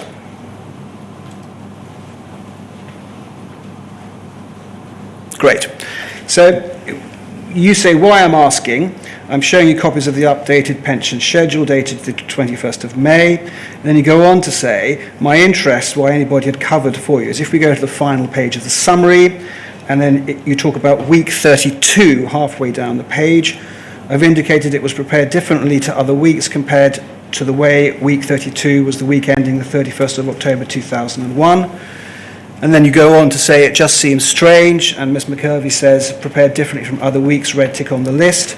You asked her if anything came to mind, and it was Halloween. And then over the page, please. You say, just before 15:51, that there was a little red tick on that schedule which indicated someone else different had done the pensions because that's not the way they were normally presented. And then over the page, please, again, at 17:17, Maureen McKelvey says, would that have been the week that we had the errors and I got Gary out? And she goes on to say, that seems like Gary or someone has checked all the bundles or something. That was a week so hard to remember. So we can take that off the screen now.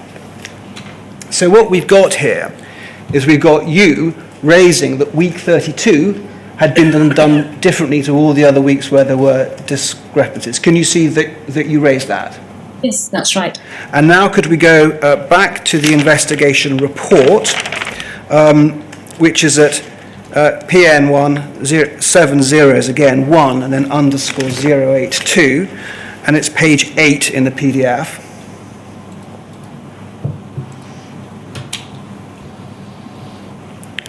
Very grateful to the person who's putting this up on the screen. It's a long document.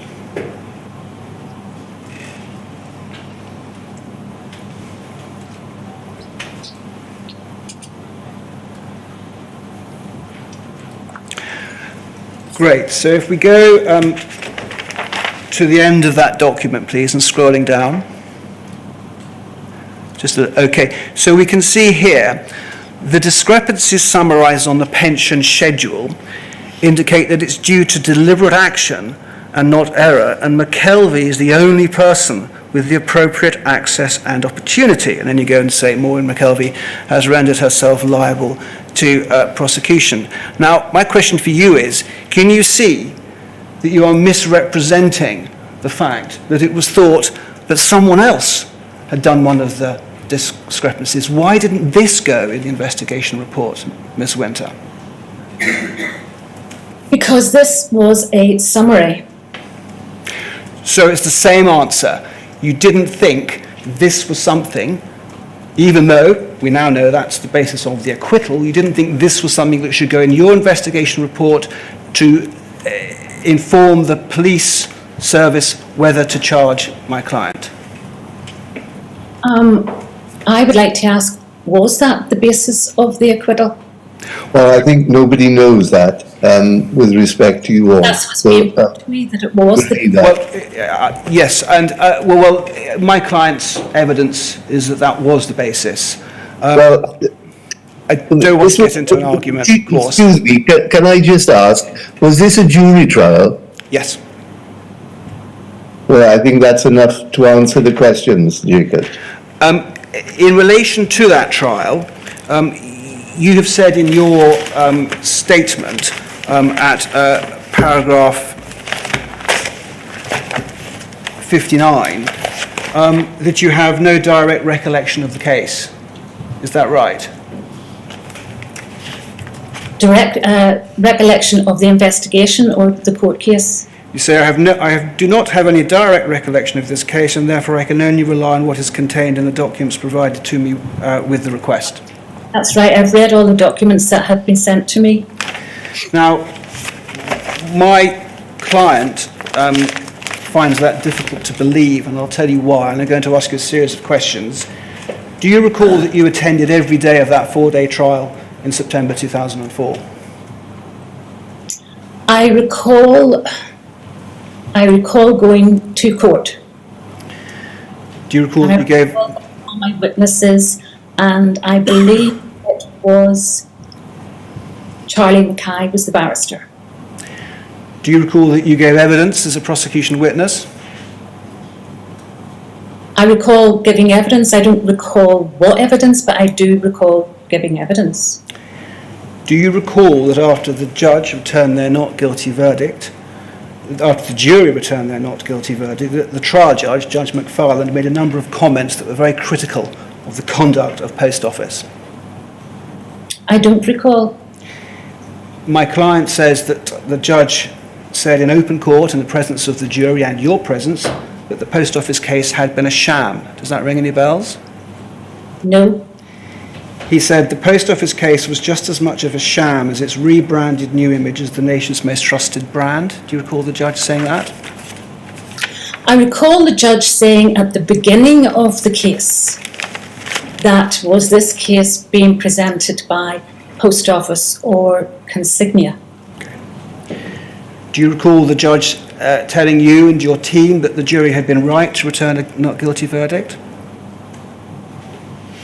No. Do you recall the judge saying that the Post Office had been trying to trap Mrs. McKelvey into pleading guilty? Absolutely not. I do remember the jury was out for quite some time. Mrs. McKelvey says that the judge told her that she could leave the court with her head held high and never have to look back at the Post Office again. Do you remember that? No, I'm sorry, I don't recall. And Mrs. McKelvey says that you were visibly devastated at the outcome and you had your head in your hands while this was going on. Does that ring any bells? That would be definitely not.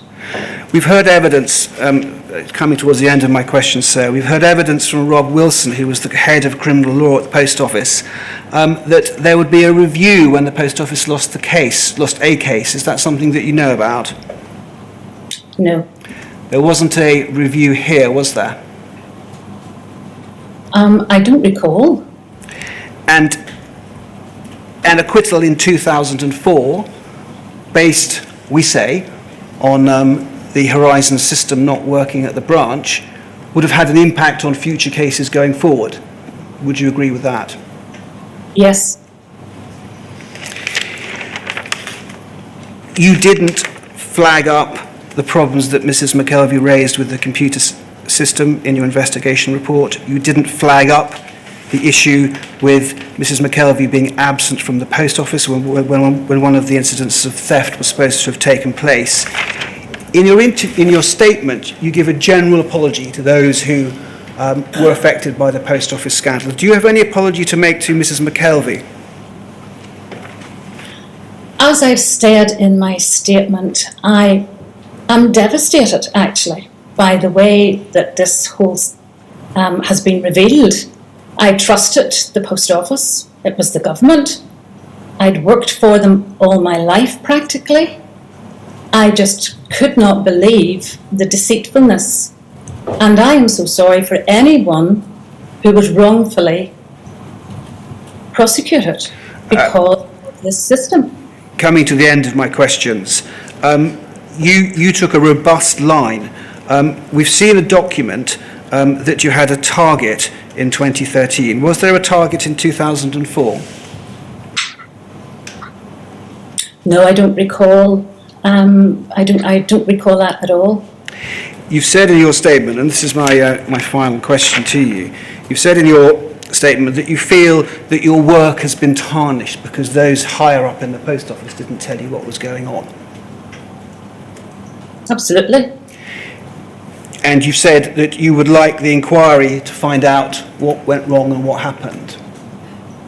Yes, and I think it has gone on for far too long. You've named John Scott earlier on in your evidence today as someone who was saying that the Fujitsu system was robust, the Horizon system was robust in a conference. Are you able to assist the inquiry by giving the names of anybody else who ought to have told you what was going on with the Horizon system? No, and whenever I say John Scott, it's because he was head of security. Other people would have said similar. From the training school, you were told the Horizon system, but they always did emphasise Fujitsu. Fujitsu had said that the system was 100% reliable. I've been asked, sorry. I cannot put names because that would be, I cannot recall for definite. I would know at conference with John Scott that would have been where we would have discussed, or they would have had some programme about Fujitsu. I have been asked to ask you one final question. As I said at the beginning, I have 4 clients who flew from Belfast yesterday. They're Maureen McKelvey, Deirdre Connolly, Catherine McAlerney and Heather Early. They say that collectively they've spent 64 years fighting to justice. You're involved in all of their cases. With that in mind, do you have anything that you want to say to them today? Yes, I was involved in their cases, but I would like to think I did everything to the best of my ability. Information that had not been received by the people and the executives from above. What I know now is completely different to what I knew then. Just one final question I've been asked. Are you going to say you're sorry to my clients?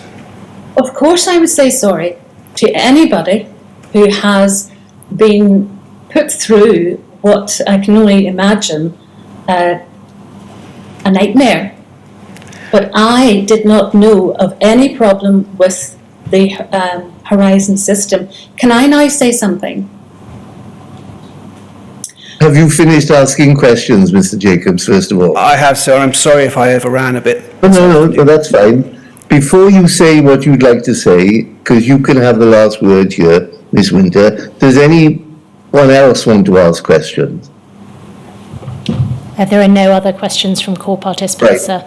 And please, Ms. Winter, say what you want to say.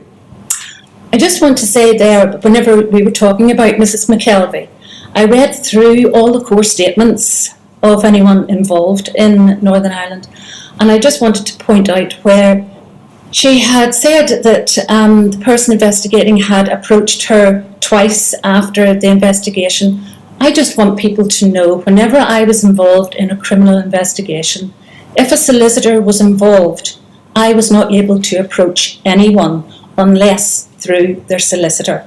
So that would not have been me approaching Mrs. McKelvey after the investigation. Right. Is that it, Ms. Price? Yes, sir.